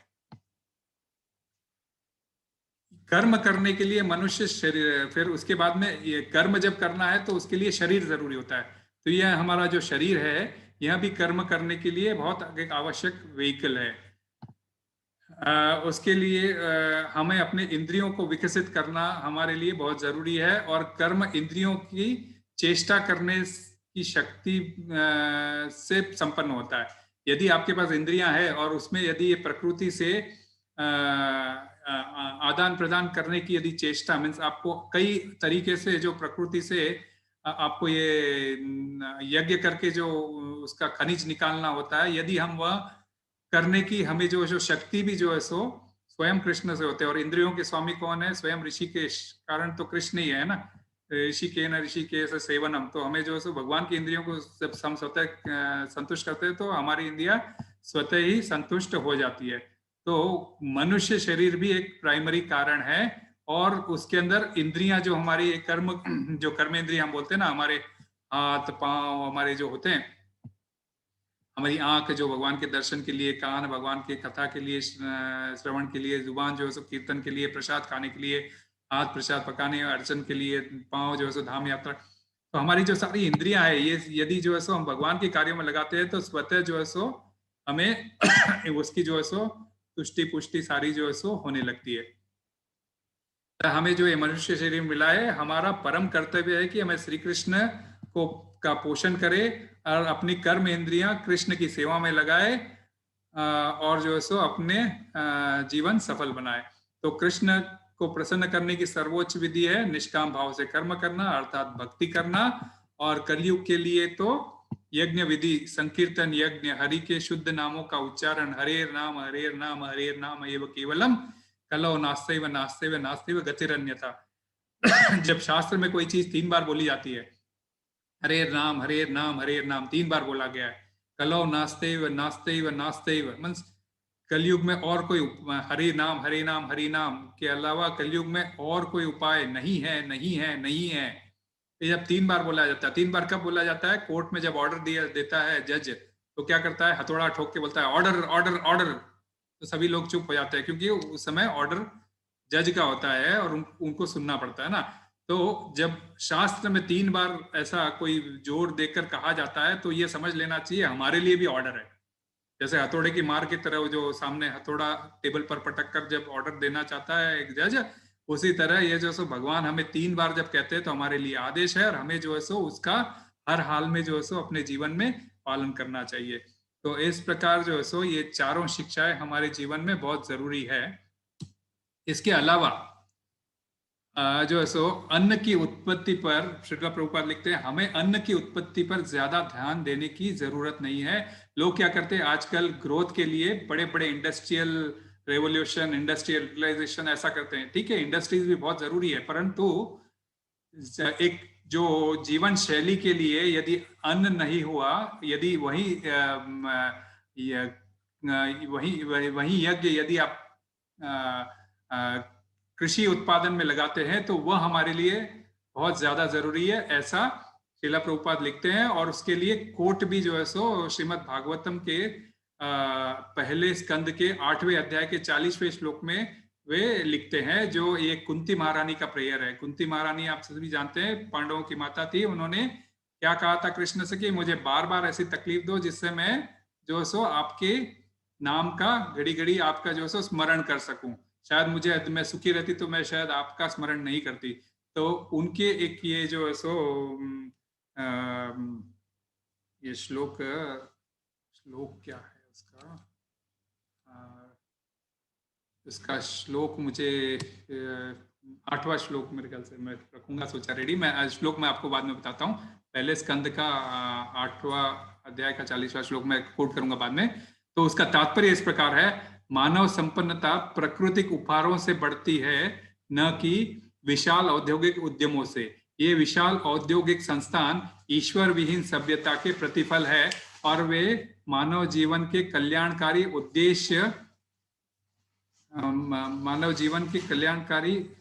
उद्देश्य का विनाश करने वाले हैं। मनुष्य की प्राण शक्ति का निचोड़ देने वाले इन कष्टप्रद उद्योगों को जितना ही अधिक बढ़ाया जाएगा, जन सामान्य में उतना ही अधिक असंतोष फैलाएगा। मीन्स इंडस्ट्रियल रेवलाइजेशन के थ्रू हम जितना सुखी होना चाहेंगे, हम उतना ही जो सो हम दुखी होते जाएंगे। भले ही कुछ लोग इस शोषण द्वारा ठाठ बाट से रह ले, ये कह रहे हैं। अन्न, वनस्पतियां, फल, नदियां, रत्नों तथा खनिजों से पूर्ण पर्वत तथा मुक्ताओं से भरे हुए समुद्र, ये सब प्राकृतिक वरदान है। इनकी पूर्ति परमेश्वर के आदेश से होती है और उनकी इच्छा के अनुसार ही प्रकृति उन्हें प्रचुर मात्रा में उत्पन्न करती है, उसका अभाव उत्पन्न करती है या फिर अभाव ला देती है। प्राकृतिक नियम ऐसे है कि मनुष्य इन ईश्वर प्रदत्त वरदानों का लाभ उठाएं और प्रकृति को प्रभुत्व जताने के उद्देश्य से शोषण की प्रवृत्ति छोड़कर संतोष धारण करके समृद्ध बने। तो ये एक बहुत इंपॉर्टेंट सीख है कि हम जो है सो अपने सुख के लिए इधर उधर बहुत भागते हैं, वेरस सुख कहाँ पड़ा है ये जो है सो हमको इस कुंती महारानी के प्रेयर में पता चलता है। अपनी भोगवादी लालसा से हम प्रकृति का शोषण जितना अधिक करते हैं, करने का प्रयास करेंगे, ऐसे शोषणकारी प्रवृत्ति की प्रतिक्रिया द्वारा हम उतने ही अधिक फंसते जाएंगे। यदि हमारे पास प्रचुर मात्रा में अन्न, फल, शाक, सब्जी तथा औषधियां हैं, तो फिर कसाई घर चलाने और दीन पशुओं का वध करने की क्या जरूरत है। मनुष्य को पशुवध करने की आवश्यकता नहीं है यदि उसके पास खाने के लिए प्रचुर अन्न तथा शाक सब्जी है। नदियों का बहता जल खेतों में उपजाऊ, अगर यदि अपने पास प्रचुर मात्रा में अन्न तथा शाक सब्जी है तो हमें पशुवध करने की कोई आवश्यकता ही नहीं है। और अन्न को उत्पन्न करने के लिए हमें यज्ञ करना है, और वह जो है सो यज्ञ हम करना नहीं चाहते तो फिर लोगों को रेडीमेड पशुवध खा के, लेकिन उन पशुओं को जीने के लिए अन्न की उत्पादन करना पड़ता है, ये हम भूल जाते हैं, क्योंकि पशु जगत अन्न पर ही आधारित होता है जिनको वह खाते हैं। जो पशु मांस खाता है जैसे शेर वगैरह, उनको हम जाके खा नहीं सकते, है ना। तो हम जाके खाते हैं, पशु पक्षियों को खाते हैं, उसकी आवश्यकता नहीं रह जाती। नदियों का बहता जल खेतों को उपजाऊ बनाता है और हमारी आवश्यकताओं से अधिक जल उपलब्ध है। भगवान तात्पर्य में साफ कह रहे हैं कि हमारी आवश्यकताओं से कहीं अधिक जल है। इतना समुद्र का भंडार है, समुद्र को एनर्जी के थ्रू, सूर्य की एनर्जी के थ्रू कन्वर्ट होके भाप में प्रदर्शित करके भापों के थ्रू वापस वर्षा के थ्रू हमें जो नीचे पानी मिलता है, ये भगवान की व्यवस्था है। पर्वतों से खनिज, समुद्रों से रत्न की प्राप्त होते हैं। यदि मानव समाज के पास प्रचुर अन्न, खनिज, रत्न, जल, दुग्ध इत्यादि हो तो फिर उसे क्या आवश्यकता है कि वह कुछ लाचार मनुष्यों के श्रम पर भयंकर औद्योगिक संस्थाओं के पीछे भागता फिरे। कहने का मतलब, यदि आपके पास ये सब चीजें हैं, दूध, सब्जी, अब आपके पास गाय है तो आप दूध ले सकते हो, यदि आपके पास थोड़ा सा जमीन है, खेत है तो आप खेती बाड़ी कर सकते हो, तो फिर क्यों जो है सो मनुष्य श्रम, तो श्रम यानी फालतू मेहनत करके भयंकर औद्योगिक संस्थानों के पीछे भागता है, बड़े बड़े इंडस्ट्रीज में नौकरी करने जाता है। जैसे हम भी यहाँ आए हैं तो नौकरी करने क्यों जाता है? लेकिन ये सारे प्राकृतिक उपहार भगवत कृपा पर निर्भर है, भगवान की कृपा होने पर ही ये सारी चीजें निर्भर है। अतएव आवश्यकता इस बात की है कि हम भगवान के नियमों के प्रति आज्ञाकारी बने और भक्तिमय सेवा के द्वारा मनुष्य जीवन की पूर्णता प्राप्त करें।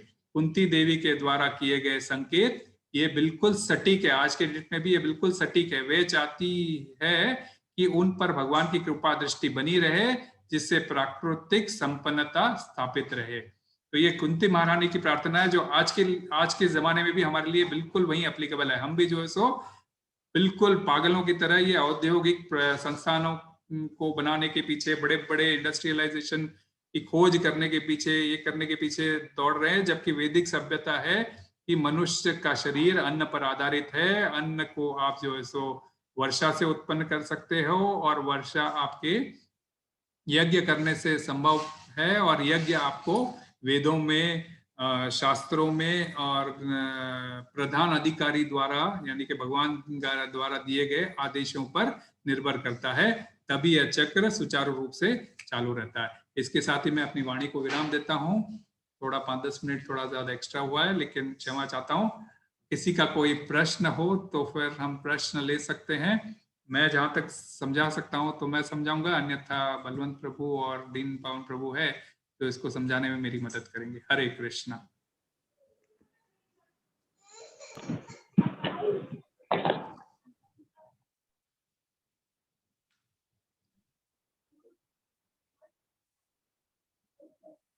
हरे कृष्णा। किसी को कुछ समझ में नहीं आया दिखता? हरे कृष्णा भैया। हरे कृष्णा। अजय प्रभु, धन्यवाद, प्रणाम। भैया बहुत अच्छी क्लास थी, ऐसा कुछ नहीं है कि समझ में नहीं आया, पर जैसे लास्ट वाला जो ये पैराग्राफ आप पढ़ रहे थे जो इसमें कुंती महारानी का, तो इसमें मैसेज ऐसे जाता है कि वी आर नॉट प्रोग्रेसिव, और हमारे जो कल्चर है या हमारा जो ओवरऑल वैदिक सिस्टम है, इट्स नॉट प्रोग्रेसिव। हाँ, जबकि वेस्ट में देखेंगे तो इतना वो they think of revolution, industrial revolution, and उसके बाद में their prosperity is so high, and सब कुछ वहीं से आ रहा है वेस्ट से देखा जाए तो we are हाँ, consumers now. yes. तो यस, एक बैलेंस होना जरूरी है, लेकिन ऐसा बिल्कुल ये बोलना कि इंडस्ट्रियल रेवोल्यूशन जरूरत नहीं है या इंडस्ट्री जरूरत नहीं है, that is not नहीं, मैंने कहा था ना कि मैंने कोई इंडस्ट्रियल रेवोल्यूशन भी जरूरी है, परंतु आदमी उसके पीछे ज्यादा दीवाना होता फिरता है और अन्न को नेग्लेक्ट करता है, ये उसके कंपैरिजन में। तो हो जाता क्या है कि आप समझ लो, अभी आप सभी लोग आज खेती बाड़ी सब छोड़कर आज सभी जो है सो शहरों में आके बसना चाहते हैं और सब जो है सो इंडस्ट्रियल रेवोल्यूशन के थ्रू जो है सो अपना जीवन बनाना चाहते हैं। लेकिन होगा क्या, चलते चलते यदि आप यज्ञ करोगे नहीं तो फिर अन्न का अभाव होना शुरू हो जाएगा, क्योंकि ये चक्र है, ये चक्र ब्रेक हो जाएगा, क्योंकि आप वैदिक नियम का आप फॉलो नहीं कर रहे हो। तो यदि जहाँ चक्र ब्रेक होएगा तो इन सब चीजों का अभाव होना शुरू हो जाएगा। अभाव होना शुरू हो जाएगा तो फिर क्या रह जाएगा आगे चल के कलयुग में, इसका और डिटेल में वर्णन आएगा आगे चल के कलयुग में। श्रीला प्रभुपाद एक लेक्चर में कहते हैं कि भाई हाँ, आगे चलते चलते ऐसा सिस्टम आएगा कि भाई अन्न तो है नहीं, मैं तुझे खाऊं और तू मुझे खा, जो जितना ज्यादा ताकतवर है वो उसको खाएगा। ऐसा नहीं है ना भैया, अभी प्रेजेंट टाइम में अभी आप देखिए, आप अभी तो 5000 साल पहले के कंपेयर में हमारा अन्न का प्रोडक्शन बढ़ा ही है। इनफैक्ट अभी जेनेटिकल जीएम जो क्रॉप्स आती हैं, they are giving so much production as compare to जो पहले एक स्क्वायर फीट में या एक एकड़ में जितना प्रोडक्शन मिलता था उसे डबल या ट्रिपल मिलता है। तो यहाँ ये बात है कि ये दिया किसने, वो कैसे बनती है, एक एकड़ में इतना बनाना कैसे बनती है? आदमी को बुद्धि के द्वारा ही उस पर्टिकुलर चीज में निकाला कहाँ से वहां से उसको। एक तो क्या है कि एक तो जगह का कैसा बेस्ट यूटिलाइजेशन होना चाहिए उसका पॉइंट, और दूसरा उसके लिए कुछ जो है सो खाद्य पदार्थ या फिर जो है सो आप कह लो कि अपने कुछ जो ये होते हैं उसको कीटनाशक या फिर जो सो फर्टिलाइजर्स या फिर केमिकल जो उसको ये कर सके, है ना, बायोलॉजिकल जिसमें चेंजेस लाके जो है सो इसकी खेती बाड़ी वगैरह कर सके। तो इसका मनुष्य के शरीर में इसका ये आया कहाँ से, उसको आप कैसे कन्वर्ट करोगे? उसकी बुद्धि में ये प्रकृति आई कैसे, बुद्धि आती कहाँ से? इफेक्टिवली ह्यूमन बीइंग के एंडेवर से हो रहा है जो भी हो रहा है। तो Endeavour for food is always fine. उसके लिए इंडस्ट्री खोल के ये नहीं कर रहे हैं ना हम, उसमें हम क्या कर रहे हैं कि ये औद्योगिक संस्थान का मतलब क्या है, बड़ी बड़ी फैक्ट्रियां। हाँ, लेकिन अभी जब हमने इंडस्ट्रियल रिवोल्यूशन आया, जब खेत छोटे पड़ने लगे, देन वी स्टार्टेड थिंकिंग कि अब प्रोडक्शन कैसे बढ़ाना है, या तो ये जो कीटनाशक चीजें चाहिए, ये सब चीजें, इट्स अ साइकिल बेसिकली। कीटनाशक भी इसी धरती से ही उत्पन्न प्रोडक्ट्स है, लेकिन हमें एक्चुअली अब जब ऑर्गेनिक की बात आती है तो कीटनाशक का तो यूज करना ही नहीं चाहिए। लेकिन अगर आप ये भी मानेंगे कि अगर ऑर्गेनिक खेती पे अगर डिपेंडेंट होने लगे हम, तो हमारी आधी आबादी भूखी रह जाएगी। उसका रेट ऑलरेडी इतने ज्यादा है क्योंकि प्रोडक्शन उतना लिमिटेड होता है। We can not be dependent on organic. यानी धरती पे भगवान ने प्रचुर मात्रा पे धरती और जो है सो उसके लिए जल भगवान ने व्यवस्था कर रखी है। जब बात होती थी इसके पहले भी श्रीला प्रभुपाद की बात होती थी कि भाई इतना पॉपुलेशन बढ़ रहा है तो फिर कहाँ से कुछ होगा। श्रीला प्रभुपाद ने कहा इससे 10 गुना भी पॉपुलेशन हो जाए दो, 100 गुना भी पॉपुलेशन हो जाए दो, ये धरती उपज करके देगी यदि आप अपना कर्म करते हो। लोग अपना कर्म नहीं करना चाहते और साइकिल के ऊपर ब्रेक लाते हैं, तभी ये सारी चीजों का अभाव पॉसिबल होता है। यदि साइकिल चलती रहेगी तो सदियों से ये चलता आ रहा है, ये उसकी हमें जो है सो जानकारी देते हैं। बलवंत प्रभु भी इस पे ऐड कर सकते हैं प्रभु। हरे कृष्णा प्रभु जी। प्रभु जी मैं एक्चुअली प्रभु जी का जो फर्स्ट स्टेटमेंट है उसके ऊपर मैं चर्चा करूंगा कि प्रभु जी ने कहा कि वैदिक जो कल्चर है हमारा प्रोग्रेसिव नहीं है और ये जो मॉडर्न वेस्टर्न सिविलाइजेशन है वो प्रोग्रेसिव है। Vedic civilization is not progressive. Actually ये कम्प्लीटली उल्टा है। Vedic civilization is fully progressive. Vedic civilization allows us to teach teach us to be completely dependent, on मतलब self sufficient होना के ऊपर हम लोग के पूरा डिपेंडेंसी रहते। तो ये he does not depend on a boss or on a job or on a factory to live his life. He is depending on the resources which has been provided by the Lord to live his life. He is not actually वो actually depend नहीं करता कि भगवान ने मतलब factory या किसी job या किसी बॉस के ऊपर नहीं डिपेंड होता अपने जीवन जीने के लिए। वो उसको पता है कि जो रिसोर्सेज भगवान ने दी है उसको ऑप्टिमम यूटिलाइजेशन ऑफ रिसोर्सेज कैसे करना है और उसको एक्सप्लॉयटेशन कैसे नहीं करना है, वो हमें सिखाया है। वेस्टर्न सिविलाइजेशन ने हमें ये सिखाया है कि जो भगवान ने जो रिसोर्सेज दी है उसको कैसे हम एक्सप्लॉयट करें, उसको हम कैसे मिसयूज करें और उससे हम लोग कितना हानि पहुंचा सके। जैसे कि आज के तारीख में if you look at the happiness quotient, आपको पता चलेगा कि 50 साल पहले या 100 साल पहले जो लोग थे हमसे काफी ज्यादा खुश थे। क्योंकि क्यों खुश थे प्रभु जी? ये क्वेश्चन इंपॉर्टेंट है समझना। ये व्हाई दे वर हैप्पी, क्यों ये समझने के लिए, क्योंकि उनका जो लाइफ था काफी सिंपल था। हाँ, इसका मतलब simple life, simple living and high thinking does not mean it is degressive, it means it is progressive. To complicate your life, क्या क्या हो रहा है कोई भी। इसीलिए प्रभुपाद जी ने एक इंपॉर्टेंट सेंटेंस यहाँ पर श्लोक में बोला है कि therefore ultimately we have to depend on the production of field and not on the production of big factories करके। यस, बराबर है, आपका जो प्रोडक्टिविटी पर एक हेक्टर या पर एकड़ काफी बढ़ गया है, वो सब सही है, पर उससे हमारे लाइफ में और हमारे बॉडी में कितना मतलब नेगेटिव परिणाम हुआ है। ये केमिकल वाले खाने से सबको पता है कि कितने लोग मतलब कितना रिसोर्सेज यूज हो रहा है ये हेल्थ केयर और ट्रीटमेंट करने के लिए। हाँ, कितने लोग आज इन अमेरिका और even in India every 1 out of the 3rd person is suffering from cancer। आपको सोचना चाहिए किसके लिए ये। This is because of the progressive आप so called progressive western civilization, so called progressive western development. Okay, Prabhupada ji ने इसीलिए एग्जाम्पल सेटअप किया काफी क्या बोलते सेल्फ सफिशिएंट कम्युनिटी सेटअप करके। जैसे कि हमारे जो कम्युनिटीज है डिफरेंट जगह पर कि यू हैव लाइक प्रभुपाद बोलते थे अगर हमारे पास 1 एकड़ लैंड और 1 गाय है तो हमें दूसरे किसी और कोई चीज की डिपेंड होने की जरूरत नहीं। We will be fully sufficient and will be progressive. What does progressive means? What does progressive means? Progressive does not mean complicating our life, correct? Progressive means to actually lead a peaceful happy life. Are we living a peaceful and happy life? Are we progressing towards that? That is the question when everybody has to actually मतलब हम सब लोगों को अंदर झांक के ये पूछना चाहिए। ये सो कॉल्ड प्रोग्रेसिव जो वेस्टर्न सिविलाइजेशन है वो आपको हैप्पी बनाया है? Is it actually made you peaceful or has it made you more restful? Today, every 1% out every 1% out of 2%, every 1 in 2 in America needs psychiatrist treatment. ये progressive है या डिग्रेसिव है? Today every in all over statistics, people who are married after 2000, okay, उसमें से the divorce rate is more than 50%. Is it progressive or क्या बोलते civilization or not? All these things which we are talking about being progressive of Western civilization, increasing productivity, what is this leading to? The number of actually people who are suffering from mental illness, people who are suffering from terminal diseases like cancer and others, कितने लोग हैं ऐसे? और ये जो मतलब आप बोल रहे हैं ना कि ऑर्गेनिक खाना, ऑर्गेनिक हमारे पास इतना लैंड है कि ऑर्गेनिक बना के भी पूरा there is nobody who will die. Today people are actually gone from vegetarianism to meat. और एक actually 1 किलो मीट बनाने के लिए कितना किलो ग्रेन्स खर्चा होता है पता है आपको?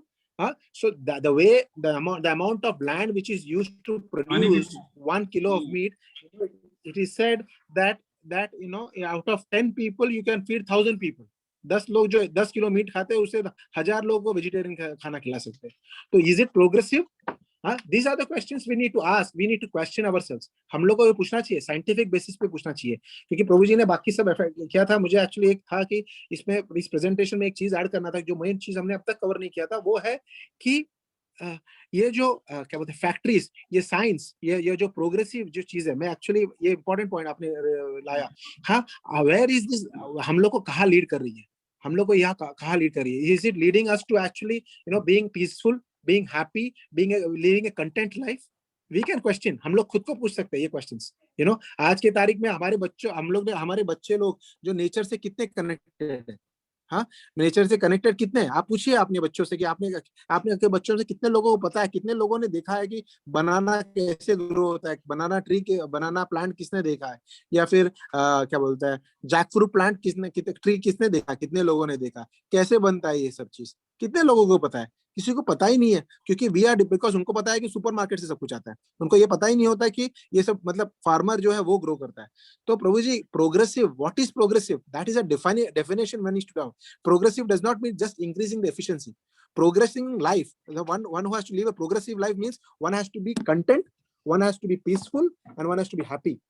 All these progress, जो progress हो रहा है इधर वर्ल्ड में, जो so called development, advancement, progression, is it leading to all these three things? Advancement, क्या बोलते हैं, peaceful, are you peaceful, are you content, are you happy? If it is not, then I do not need this progress. I would like to live a simple life which will give me these three things, which is actually, there is a communities which are set up, which shows that one can lead your life very simply. You don't have to complicate your life. हम लोग ने हमारा life complicate किया, so called western development, western civilization. Today's our education also teaches us to be how to be a नौकर. हम लोग को शूद्र बनाने के लिए एजुकेशन सिस्टम बनाया हुआ है, ताकि हम अच्छी तरह से नौकरी कर कैसे पा रहा है। आज की तारीख में कितना ऐसा हमारा एजुकेशन सिस्टम है जो एंटरप्रेन्योर बनाने के लिए करता है। हाँ, तो वैसा स्कूल्स कितना है जो who makes you dependent, fully self independent, who does not make you dependent on these factories, who doesn't make you dependent on somebody else, who can be independent. हमारा जो वैदिक सिविलाइजेशन है, it makes you independent completely. It makes you to live your life peacefully, contentfully, without depending on all the other things. It depends only on what the cycle which Prabhuji spoke about, the cycle which he showed in this presentation. It depends on the living gods and gods क्या बोलते हैं satisfaction, and it gives rains and everything else comes up. It doesn't have to be these things. All these things, the intelligence which is given, which is not human endeavor. Only human endeavor will not help you. The mercy of Krishna is required. The intelligence which is provided is by Krishna. You have to understand that. When you actually depend that that means you are actually an atheist. When you talk that it is only by our endeavor it happens. No, it is because of Krishna's mercy which is happening. भगवान की कृपा है, भगवान की कृपा दृष्टि के कारण ये सब हमें इंटेलिजेंस मिल रहा है प्रोडक्टिविटी बढ़ाने के लिए। और उन लोग प्रोडक्टिविटी कैसे बढ़ा रहे? असुरों की तरह बढ़ा रहे। जेनेटिकली मॉडिफाइड जो फूड ग्रेन्स है, दैट इज असुर वृत्ति।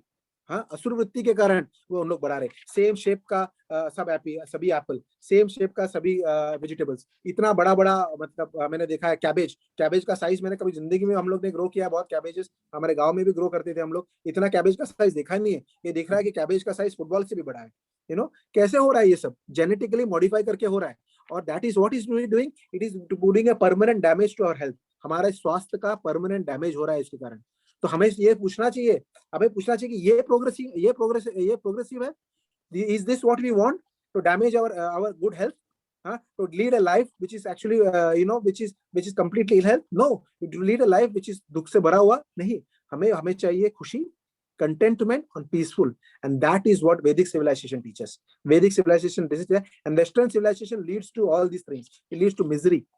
It leads to suffering. It leads to only क्या बोलते हैं blissful को क्या बोलते हैं, opposite, blissful का opposite. It leads to actually complete creates a lot of distress in your life. Stressful life जी रहे हम लोग, सब लोग। आप देखिए कितना स्ट्रेस है लाइफ में आज की तारीख में। इतना स्ट्रेस हमारे पुराने जमाने में कभी नहीं था। ऐसे हो रहे थे। मेरे दादाजी भी एक्चुअली जो है, मेरे दादा नाना सब लोग जो है एग्रीकल्चर में काम करते थे। ऐसे फैमिलीज भी उधर उस समय भी आते थे, मगर उन लोग इतना स्ट्रेसफुल, जैसे हमारा जिंदगी, हमारा एवरीडे स्ट्रेस है, उनका इतना जिंदगी स्ट्रेसफुल नहीं था। और कंटेंट थे उन लोग, जितना था उससे वो आराम से जिए। और ऐसा कोई कभी नहीं हुई, घर में कभी खाने की कमी नहीं हुई, हमेशा घर में खाना था। आज की तारीख में नौकरी चली गई तो क्या होगा लोगों को पता नहीं है। हाँ, ऐसा हालत हो गया, क्योंकि we are dependent on factories, we are not dependent on the resources which lord has given to us. If you start depending on that, right now I also don't have that, क्या बोलते हैं, मेरे पास भी उतनी क्या बोलते हैं करेज नहीं है कि मैं भगवान के जो रिसोर्स पे डिपेंड हूँ। But that is the truth, but we cannot hide the truth. That is the truth which is there. वो सच्चाई है। मतलब इस जो so called western civilization will not lead us to content, happiness and क्या बोलते हैं peaceful life. That is for sure.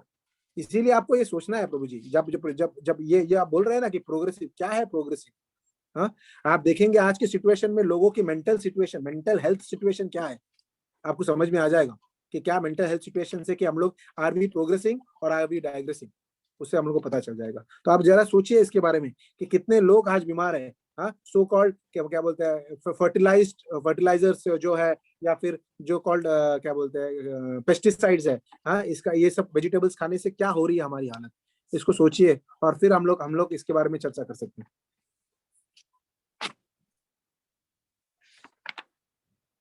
Krishna Prabhu ji, sorry प्रभु जी, आपको अगर बुरा लगा, मतलब बुरा नहीं लगा प्रभु जी, बुरा नहीं लगा, बुरा बिल्कुल नहीं लगा मुझे। मैं सिर्फ बता रहा हूँ कि लोगों की विचार आपके जैसे ही मेरा भी विचार था, पर जब मैं जाकर देखा कि आप जाएंगे, अभी आप जाएंगे कि शिवराम महाराज ने क्रिएट किया हुआ यूरोप में एक पूरा कम्युनिटी, बड़ा एकड़ पूरा खरीद के, लैंड खरीद के, पूरी कम्युनिटी सिर्फ फूड ग्रेन्स, फ्रेंड्स और क्या बोलते हैं लैंड पे डिपेंडेंट, लैंड काउ पे डिपेंडेंट है पूरी। वहां पे बाहर कुछ नहीं होता, उन लोग अपना क्लोथ भी खुद अंदर सीते हैं, सब कुछ अंदर करते हैं, they are completely dependent and they are completely happy and content, happy and content fully. तो ये हो सकता है, ऐसा नहीं कि ये नहीं हो सकता, and that is actually good life, healthy life, people are happy there, they are not unhappy, you know, they are completely living content life. हाँ प्रभु, लाइट वगैरह भी कुछ भी नहीं है ना, naturally they live, right? Naturally they are living, they are not dependent on technology, they are not, and they are happy, completely, fully happy, they are off grid. Hungary, right? Hungary, yes. Yeah. India में भी है काफी, America में भी है, New Zealand में, Australia में। Community develop. WADA is the best example. WADA is also there, yes. WADA is more modern actually. WADA is more kind of, you know, attracting people to actually Krishna consciousness. But है ना, means like eco village. Yeah, Govardhan Eco Village. That is WADA, Govardhan Eco Village. But that is more in terms of, you know, attracting people. But to lead a community life, जहाँ पर मतलब, you know, around 3,000, 4,000 people साथ में रहते हैं, you know, that is what I'm talking about. What is happening in Gita Nagari, what is happening in Australian farms. I'm just saying that these are prototypes which has been created to show to the world that we can live. Not only ISKCON, actually many people alone are there doing. For example, I know actually somebody in Salem, you know, Salem, this Nanda Kumar Prabhu who gave the class, he has created a farm community there. But उसके बाजू में ही actually थोड़े Infosys के लोग जो नौकरी करते थे छोड़कर आए, and they have not used a single currency in जब मैं मिला था उनको 3 साल पहले, they have not used rupee as a note, as an exchange note, they have not used for last 5 or 6 years, completely happy and satisfied. They said the only money they use is to pay the fees of their children who are there studying in school. Otherwise, nothing else they actually spend on. Everything is produced in their land or nearby farmers produce, and they do barter exchange and they live happily. Completely happy these couples are, completely, fully happy. The stressful life which they were leading as software engineers, they left everything and they started depending on nature, they're depending on this. So what is progress? No, that definition we need to actually adjust. We need to understand. Progressing does not mean कि opulence. Material opulence does not mean progress. थोड़ा ज़्यादा पैसा होना या ज़्यादा खाना होना, ये नहीं है progress. Progress has to be at a mental level. Progress has to be living a simple life with a high thinking. That is what is progress is about. So Ajay Prabhu, I did not actually got offended. Sorry if it seemed like that. But I just wanted to make sure. Sorry, actually, you know, I did not actually wanted to come across like that. मेरा ये intention था कि हम लोग समझे कि progression क्या है, क्योंकि progressive क्या है करके, क्योंकि progressive factories पे depend होना नहीं है. Progressive होना है कि हमारा एक happy life हो, content life हो, peaceful life हो, हाँ, stressless life हो, मतलब हम लोग जो stress free life हो हमारा, ऐसा उसको बोलते हैं progress. Progress is not like just looking at material opulences and growth and all that. So what I was trying to say is that not like, you know, what your question is not right. Your question is exactly, you know, hitting on the nail. What Prabhupada wanted to actually say, and Prabhupada actually wanted to establish that. That's why Prabhupada created these prototype communities, ताकि पूरी दुनिया देख सके कि ऐसा सिर्फ हम लोग बोल ही नहीं रहे हैं, सिर्फ हम लोग लिख ही नहीं रहे, बल्कि हम लोग जी भी रहे हैं. हाँ, कि ऐसा डिपेंड, ऐसा एक कम्युनिटी नहीं है, बहुत सी कम्युनिटीज अराउंड द वर्ल्ड है जो कंप्लीटली डिपेंडेंट है भगवान के ऊपर, लैंड के ऊपर, काऊ के ऊपर, गौ माता के ऊपर डिपेंडेंट है, धरती माता के ऊपर डिपेंडेंट है और भगवान के ऊपर डिपेंडेंट है. हाँ, तो ये 3 चीज पे डिपेंड होके उन लोग अपनी जिंदगी बहुत अच्छी तरह से स्ट्रेस फ्री जी रहे. तो ये मैं बताना चाहता था प्रभु जी. हाँ, वंस अगेन प्रभु, अगर प्रभु जी मैं क्षमा चाहता हूँ अगर आपको हर्ट हुआ तो प्रभु, सॉरी, एक्सट्रीमली सॉरी. नो प्रभु जी, मैंने भी कहा था ना कि मैं खुद यहाँ आया हूँ, आप समझ सकते हो. आज मैं भी यहाँ आया हूँ लेकिन दुखी है। हाँ कौन प्रभु जी, दुखी नहीं है? लेकिन स्ट्रेस होता है, okay, see it's a part of like lifestyle we are living, but no एक नो चीज प्रभु, वही तो प्रभु, दिस वेस्टर्न डेवलपमेंट और western progressive life is leading us to a, and we accept this as part of life. This does not have to be a part of life because we are Sachidanand. We have to be happy and content. हमारा nature है सच्चिदानंद का, and when you have struggle, that is not what is progressive about. Progressive about is to go as close to our nature. Our nature is to be Sachidanand. The more closer we go to our nature of being Sat, Chit and Anand, that is more happy and content we will be. And that is only possible when we depend on the resources which Krishna has given to us. That is depend on the resources which Lord has given to us. We don't need these man-made resources. We don't need. But right now we are dependent so much. Our lifestyle हो गया, हमारी conditioning इतनी हो गई है इसके कारण. पर आपको जरूरत नहीं है प्रभु जी, और उसको प्रोग्रेसिव बोलना गलत है. अगर हमारे पास मेंटल स्ट्रेस है, हमारे पास एक्चुअली बीमारियां है, ऐसे टर्मिनल डिजीजेस है, हमारे पास एक्चुअली ऐसा जीना पड़ रहा है हमको कि दूसरे पे डिपेंड हो रहा है, डर डर के जीना. हाँ, ये डर डर के जीने की जरूरत नहीं है एक्चुअली प्रभु जी. आज के सोशल मतलब ये है, प्रभु. हाँ प्रभु जी, इसका मतलब क्या बोल रहे हैं अजय प्रभु? सॉरी प्रभु जी, बोलिए, इसका मतलब ये है कि हमको साइंस या साइंटिस्ट की जरूरत नहीं है, या जो हम अभी जितने भी इन्वेंशंस कर रहे हैं, जो हम लेट्स से आज हमारे पास मोबाइल भी है, we are using it for customer seva only, but somebody has invented it. So तो ये सब चीजें अगर हम वही 2 साल पहले जैसे सोचते थे, या आज भी वैसे ही सोचते थे कि नहीं हमको सिर्फ खेती बाड़ी करनी है, हमको कुछ भी इस तरह का कुछ नहीं करना है, या प्लास्टिक ही नहीं करना. प्लास्टिक नहीं है तो आज मोबाइल नहीं है. So it's a part of like. तो प्रभु जी, मैं ये पूछ रहा हूँ आपसे कि अब ये मोबाइल या कोई भी डेवलपमेंट है, अगर हम लोग जब हम ऐसे डिवोटी व्हाट वी डू, कि कोई भी इन्वेंशन जिसी ने भी किया हो, साइंटिस्ट ने किया हो, उसको हम लोग रोक नहीं सकते कि साइंटिस्ट नहीं होना है, किसी को नहीं होना है, क्योंकि जिस तरह से मटेरियल मोड्स हमको इन्फ्लुएंस करता है, we are trying to find happiness in this senses, जैसे हम लोग कृष्णा बता रहे हैं. तो सेंस ऑब्जेक्ट से खुशी मिलती है, तो हम लोग जो है, हमारा माइंड जो इंटेलिजेंट माइंड है, वो नई नई चीजें इन्वेंट करने की कोशिश करेगा ताकि ये सेंसेस को पूरी तरह से खुश कर सके. ठीक है, तो ये तो हम as a devotee what we should do with this inventions. हाँ, विद दिस इन्वेंशन ऐसा नहीं कि अभी हमारे पास मोटर कार है, जो हवाई जहाज है, तो मैं बोलूंगा नहीं मैं इसको नहीं एक्सेप्ट करूंगा, मैं चलकर जाऊंगा इंडिया, या जहाज में जाऊंगा इंडिया. ऐसा नहीं होना चाहिए. मतलब जहाज मतलब बोट या शिप में जाऊंगा मैं इंडिया, ऐसा नहीं होना चाहिए. We should use this in Krishna service first of all, but we should not waste our this intelligence which is given to Krishna for actually endeavoring and thinking that this will endeavoring for these things, because we know that these things can give only temporary solutions.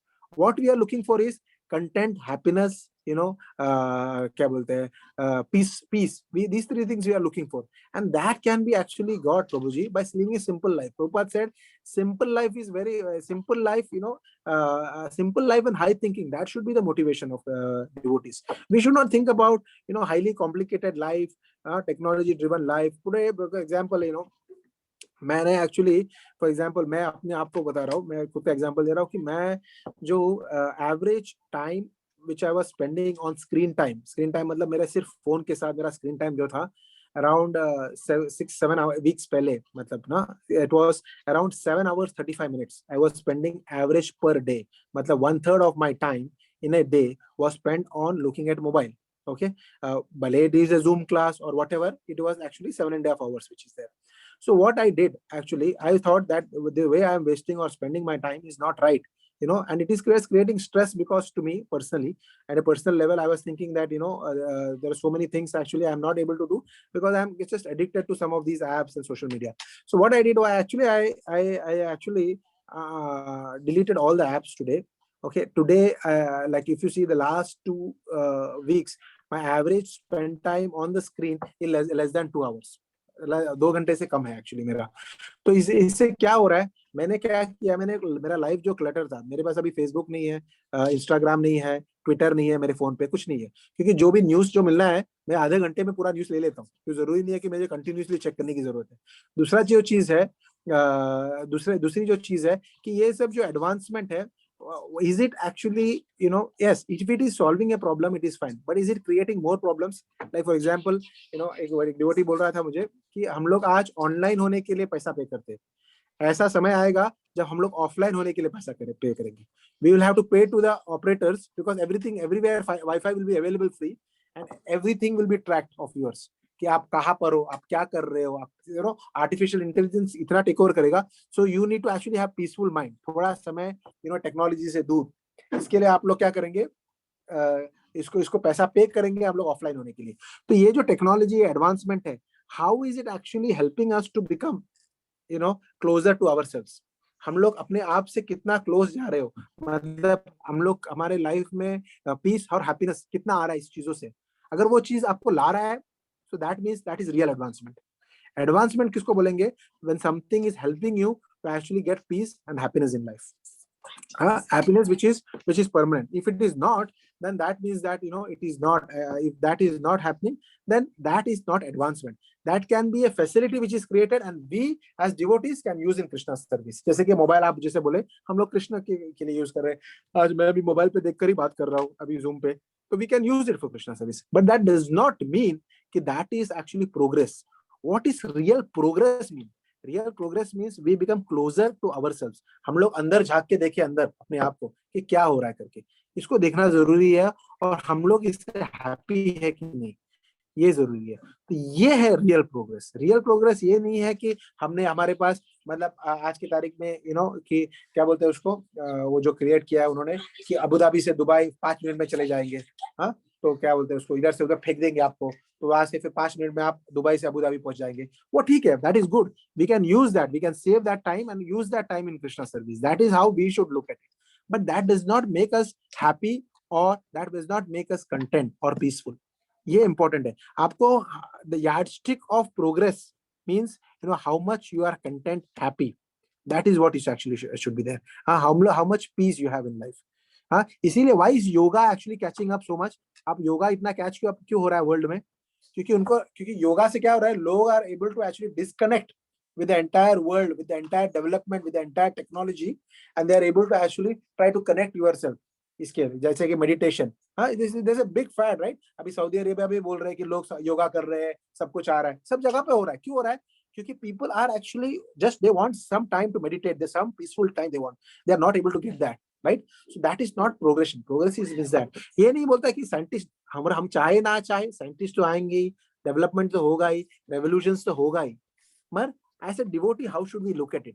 That is the perspective. हमारा perspective क्या होना चाहिए इस सबको देखकर? हमको देखकर ये लगना नहीं चाहिए कि ये सब प्रोग्रेसिव है. नहीं, इसको हम लोग यूज करेंगे भगवान की भक्ति में, दैट इज फाइन. बट इसका मतलब नहीं कि ये प्रोग्रेसिव है. प्रोग्रेसिव का डेफिनेशन क्लियर होना चाहिए. प्रोग्रेसिव का डेफिनेशन ये होना चाहिए कि इससे हमारा हैप्पीनेस कितना बड़ा है, इससे हमारी लाइफ में कितना पीस आया है, इससे हम लोग कितना कंटेंट है. इसको डेफिनेशन के बारे में बात कर रहा हूँ मैं यहाँ पर कि डेफिनेशन चेंज होना चाहिए प्रभु जी. पर आप जो कह रहे हैं वो सब होने वाला है, आप चाहे ना चाहे. That is going to happen. That evolution is happening throughout, right? ऐसा नहीं कि 200 साल पहले जो चरखा भी चला वो भी तो एवोल्यूशन था. उससे पहले लोग कैसे बनाते थे कपड़े पत्ते से लेके जो चरखे पे आए लोग, वो भी एवोल्यूशन था. चरखे पे आए, चरखे से आज फैक्ट्री मिल लगी, वो भी एवोल्यूशन था. तो ये सब अभी कंप्यूटराइज्ड है सब कुछ, तो वो that is going to happen. But that does not mean real progress. That's what I'm trying to say. उससे हमको हैप्पीनेस नहीं मिलता. आप किसी भी जमा करना चाहो, हैप्पीनेस कभी खत्म होगा नहीं. Always want will be keep on increasing. Prabhu, can I add something more on this? Sure, Prabhu. Sure. Basically, what is my take-home lesson, Prabhu? क्या progressive means if we can come up with जन्म मृत्यु जरा व्याधि, अगर हम इसका solution निकाल पाए, then it is progressive. अगर हम देखिए पहले रावण आके गया, means we had big demigods, kings, उनके पास सब कुछ पूरा साम्राज्य था. उसके बाद भी वो क्या करते थे, तपस्या करते थे. किसके लिए? To get a boon. क्या वो he will not die. तो जन्म मृत्यु जरा व्याधि, अगर हम इसका सॉल्यूशन निकाल पाए, प्रभुपाद बोलते हैं सबसे पहले कि अगर कोई सॉल्यूशन इसका निकाल पाए, that is progressive. So is this modern civilization is helping us to get this out, get rid of these things? अगर yes, तो then yeah, it is progressive. जैसा प्रभु जी ने very nicely explained, क्या अभी मॉडर्न सिविलाइजेशन में और चीजें complicated हो गई है. पहले लोग सिंपल थे, लेकिन अभी देखिए हम लोग फिर बाजार में जाते हैं तो हम देखते हैं एक्स्ट्रा पैसा देके हम क्या करते हैं, विच हम जो फूड ग्रेन्स वगैरह कौन सा लेते हैं, organic, we pay extra money to get organic food. अगर वो प्रोग्रेसिव नहीं था तो फिर लोगों ने क्यों छोड़ दिया, अभी वापस क्यों पकड़ रहे। सो आई थिंक हमारा मेजर प्रॉब्लम इज क्या, जन्म मृत्यु जरा व्याधि, अगर इसका हम सोल्यूशन निकाल पाए तो उसका सोल्यूशन अगर मॉडर्न सिविलाइजेशन दे पाया तो ठीक है। इसीलिए तो प्रभुपाद ने दिस प्रोसेस लाया है कि जिसके अंदर सोल्यूशन है। Problems means we have problems, everybody knows, but we have a solution for this problem. एक बार मैजिशियन था और प्रभुपाद को मैजिशियन दिखा रहा था, मैजिक दिखा रहा था, and Prabhupada was sitting on the front. तो मैजिशियन बहुत अच्छे मैजिक दिखा पा रहा था और प्रभुपाद भी बहुत एंजॉय कर रहे थे। फिर मैजिशियन आया प्रभुपाद के पास और बोला, Prabhupada can you do this? तो प्रभुपाद ने आंसर दिया, no I can not do this, but definitely I can find the solution on ये जन्म मृत्यु जराव्याधि। तेरे पास वो है क्या? उसका मैजिशियन में हूँ। So we have to see which magic we need. So just Prabhu, anyway, you answered it. It is just that what I perceive. Thank you, Prabhu. Hare Krishna. Thank you Prabhu ji, thank you Prabhu. और एक चीज मुझे थोड़ा add करना था इसमें कि ऐसा नहीं था कि वहां पे प्रोग्रेस नहीं था उस समय। जैसे कि मैं जब बोल रहा था कि रावण तो है, उस समय भी हवाई जहाज चल रहा था, पुष्पक विमान था उसके पास। सो हवाई जहाज उस समय भी था, you know. So people will say अरे यार वो तो सब मन गढ़ंत कहानियां हैं, ऐसा नहीं है। There was progressive at that time. People were actually able to actually, you know, क्या बोलते हैं, तो जड़ी बूटियां थी। जैसे Lakshman was actually, you know, जो उसको घात हुआ था वॉर के टाइम पे, so he was treated with the medicinal, मतलब ये जो है, we are going back to our root sometimes, you know, even for today. जैसे कि हमारे पास एक कोरोना का मेडिसिन जो है, हम लोग डिवोटीज ने बनाया है, भक्तिवेदांत हॉस्पिटल के डिवोटीज ने, वो जो है कंप्लीटली आयुर्वेदिक मेडिसिन है, जिसका मेन कंटेंट गोमूत्र है, पर और भी बहुत जड़ी बूटियों से मिला है, वो बना है। और उसमें काफी लोग, मतलब मेरे जो नॉन डिवोटी फ्रेंड्स है बॉम्बे में, उन्होंने भी यूज किया है और उनको काफी इम्पैक्ट हुआ है। मतलब within 3 days they are able to actually completely get freed, और नेगेटिव रिजल्ट्स आ रहे हैं उनके कोविड के, तो वो सब लेने से। तो we have actually going back to our old Vedic tradition, Vedic ways of living. Actually, Vedic way of living was the perfect way of living, because it was simple living, at the same time a very progressive living. No, it's not that it was not progressive as such, Prabhuji.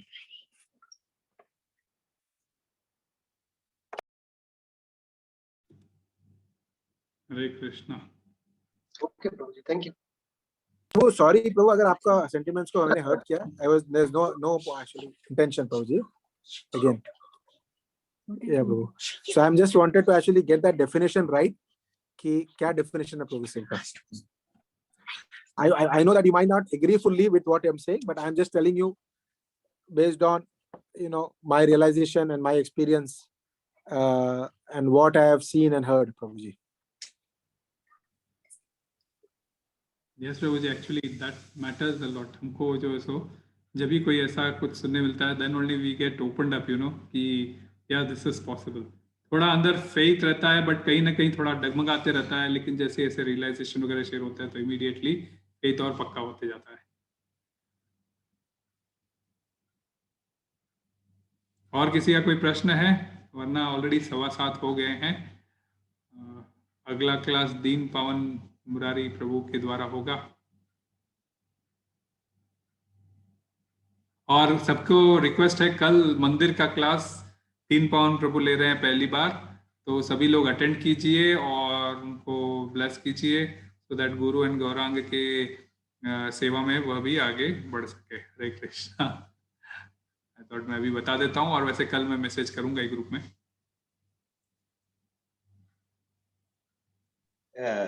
Actually, thank you to Ajay Prabhu to bring up this very nice question. क्योंकि जब हम engineering कर रहे थे और जब राधेश्याम प्रभु बहुत approachable थे in Pune, this is very important question. और बोलने वाला ये जब तक डिस्कशन में नहीं आएगा, we can not able to like brainstorm it और परसीव इट, क्योंकि क्वेश्चंस तो सबके मन में रहते हैं, लेकिन ये बहुत इंपॉर्टेंट क्वेश्चन है, how we understand what we are doing. क्योंकि it is the royal road of highway बोलते हैं ना, जहाँ यू टर्न नहीं है, भाग रहे लेकिन किधर भाग रहे नहीं पता है। तो Thank you Ajay Prabhu for bringing this question. I think it is very important. और बहुत सारे points बलवंत प्रभु and प्रेममय प्रभु जी ने open up किया. It is eye opening for all of us also these questions, because gradually हम लोग जैसे progress होते हैं थोड़ा तो faith डगमगाता है, लेकिन जब ये ऐसे आंसर सुनते हैं तो we get able to understand that we are on the right path. So thank you for bringing this question. Thank you. Thank you.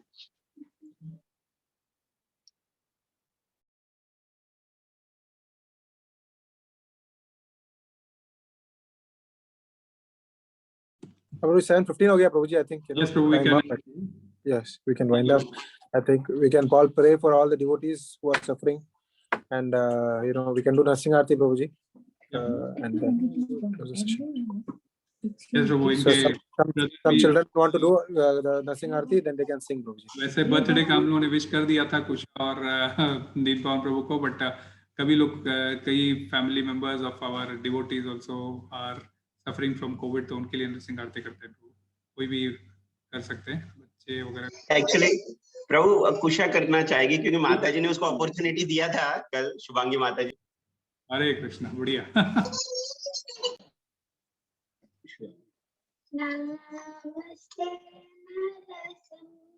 आवाज नहीं आ रही बेटा, पास में आओ, पास में आओ. नमस्ते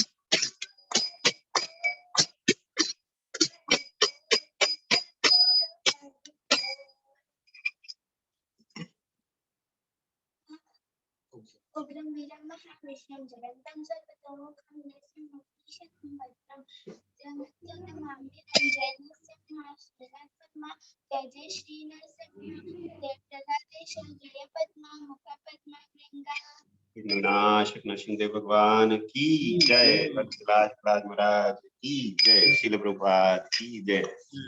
प्रभु just one thing, like just एक और एक चीज ऐड करना चाहूंगा Prabhu. I know it is late. Just I like to express the sincere gratitude ना प्रेममय Prabhu and Mata ji for taking care of the deities. बोलने वाला हमको बहुत सारी अपॉर्चुनिटीज मिली थी ये एक साल के अंदर, जो प्रभु जी और माता जी ने हम सबको दी. रोज दर्शन भी दिया, तो बहुत सारी चीज सीखने को भी मिली प्रभु जी माता जी से. द एंडेवर, प्रीति पूर्वकम कैसे भगवान को सेवा की जाए. So really means I was just contemplating last 1 year how it fast went, but Prabhu and Mataji, you have given us a lot of opportunities last 1 year, and we are sincerely grateful and thankful to both of you. So please pray for all of us, and we are really like missing these everyday photos now from your house. Now मंदिर से तो आती है, लेकिन thank you for that, Prabhu, and Mataji also. Hare Krishna Prabhu, we ourselves were very much कल इसीलिए आपने देखा होगा मैं फ्राइडे जनरली डालता हूँ, पर कल मैं खुद सेवा में था उधर, तो कल तो पता नहीं चला, लेकिन घर में दोपहर के बाद में जरूर लगने लगा था। तो कल इसलिए हम लोग श्रृंगार का फोटो डाल ही नहीं पाए थे, बिकॉज वापस एडजस्ट करना था बैक टू पेविलियन। तो मुझे जो है फिर आज सवेरे किया था, मैं बहुत याद आ रही थी, लेकिन अल्टीमेटली मैंने फिर आज शेयर किया, इसलिए जरूर करता रहूंगा प्रभु जैसे भी हो सकता है। एंड ये काम एक्चुअली शुभांगी का ज्यादा है कि वह सभी को जो है सो शाम के इसके समय जो प्रेयर्स के समय वह हर भक्त वृक्ष को इन्वॉल्व कर ली थी। एक्चुअली पूरा उसका ही प्लानिंग रहता था वो। हरे कृष्णा प्रभु, आप लोग हमको भी आशीर्वाद दीजिए ताकि हम लोग ऐसा कंटिन्यू रह सके, अदरवाइज क्या हो जाता है कि हम भी थोड़ा डगमग हो जाते हैं। जैसे अभी मेरा कल 2 दिन से भागवतम का एक श्लोक की बड़ी मुश्किल से हो पाया, तो इतना ऐसे कि ऐसा ये ना हो जाए, तो वी जस्ट कंटिन्यू, हम लोग यही प्रे करना चाहते हैं प्रभु। हरे कृष्णा, थैंक यू प्रभु, आप लोगों ने जितना ये दिया है स्नेह, इसी की वजह से हो पाया, अदरवाइज पॉसिबल नहीं था। सब हम लोगों ने यहीं पे सीखा कि जैसे हमारे शिक्षा गुरुओं से सीखा हमने, थोड़ा बहुत वही ग्रहण करके वही हम लोग जो है प्रस्तुत कर रहे थे प्रभु। हमारा इसमें कुछ भी नहीं है, रत्तीभर भी नहीं है। हरे कृष्णा प्रभु जी, एक ही बोलना चाहूंगा इसमें कि the real love is means to do the same service every day in and day out. You know, जब एक ही सेवा रोज हर बार day in and day out हम लोग करते हैं तो उसको बोलते हैं सही, मतलब रियल लव एक्चुअली। और आपका जो प्रभु जी और माता जी और पूरी फैमिली दिव्यांगी का भी पूरा जो स्नेह था भगवान के लिए वो हमको देखने मिला, you know, and basically you are like an example for all of us कि कैसे कंसिस्टेंटली सर्विस करना चाहिए, सेवा करना चाहिए एवरी डे। एक दिन करना चाहिए, एक दिन होगा, 2 दिन होने का कोई भी कर सकता है, एक हफ्ता भी कभी चल जाएगा, कभी 1 महीना भी खींच सकते हैं, पर 13 महीने कंटिन्यूस करना ऐसे सेवा, you know, with same enthusiasm, with same actually, you know, क्या बोलते हैं, not only enthusiasm and with love, प्रीति पूर्वक, जैसे प्रभु जी बोले, you know, that is actually, you know, the standing thing। प्रभु जी, क्योंकि राधानाथ महाराज बोलते थे कि अगर आपको रियल स्नेह देखना है तो सेम आदमी जो सेम सर्विस कंटिन्यूस कर रहा है, क्योंकि क्या होता है हमारा माइंड है ना ऐसा है कि उसको चेंज करने के लिए अच्छा लगता है, आज ये करना अच्छा लगता है, वो दूसरा कल दूसरा कुछ अच्छे का अच्छा लगता है, तीसरे दिन कुछ और अच्छा लगता है। पर जब वो सेम सर्विस हम लोग सेम डे रोज कंटिन्यूस करते हैं उसको बोलते हैं तो मतलब रियल लव। तो वो हमें एक्चुअली, यू नो, आप लोग से सब सीखने मिला कि कैसे होता है ये सब करके।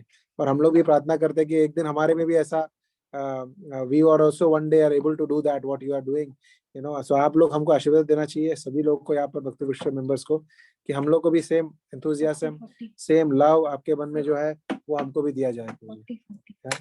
Thank you very much, thank you very much. Hare Krishna सभी लोगों को again once again Premamaya Prabhu, Shubhangi Mata ji, दिव्यांगी, सब लोग हमें आशीर्वाद दीजिए। और हम लोग को, सब लोग को, मतलब जो प्रेरणा आपने दी है, इंस्पिरेशन दिया है इतने सालों में, we are really actually thankful Prabhu and grateful to all of you. Hare Krishna, Hari बोल। प्रभु ऐसे मत बोलो। हरे कृष्णा। Hare Krishna, thank you Prabhu. हरे कृष्णा। और एक बार मैं प्रभु अजय प्रभु से फिर से सॉरी बोलना चाहूंगा कि अगर मेरे शब्द उनको थोड़े भी मतलब ठेस पहुंचाया या थोड़ा भी उनको ये किया, तो प्रभु जी again once again from my heart, actually I had no intention, sorry I came across like that, sorry again, once again Prabhu ji, thank you very much for asking the question, and sorry I did not mean to actually hurt anybody, it was just, you know, it came out like that, you know, the answer came out like that प्रभु। हरे कृष्णा। तो next time I will make sure that, you know, I am presenting it properly in a milder manner। Hari बोल, हरे Krishna. No, it was okay Prabhu ji, it was I felt like मेरी पत्नी आजू बाजू में बैठ के बोल रही थी ठंडे हो जाओ, ठंडे हो जाओ, ठंडे हो जाओ, पर मैं नहीं हो रहा था प्रभु, थोड़ा सॉरी। हरे कृष्णा, सॉरी। हरे बोल, हरे प्रभु, हरे। थैंक यू प्रभु, मैं एंड करूंगा मीटिंग प्रभु। हरे कृष्णा, हरि बोल।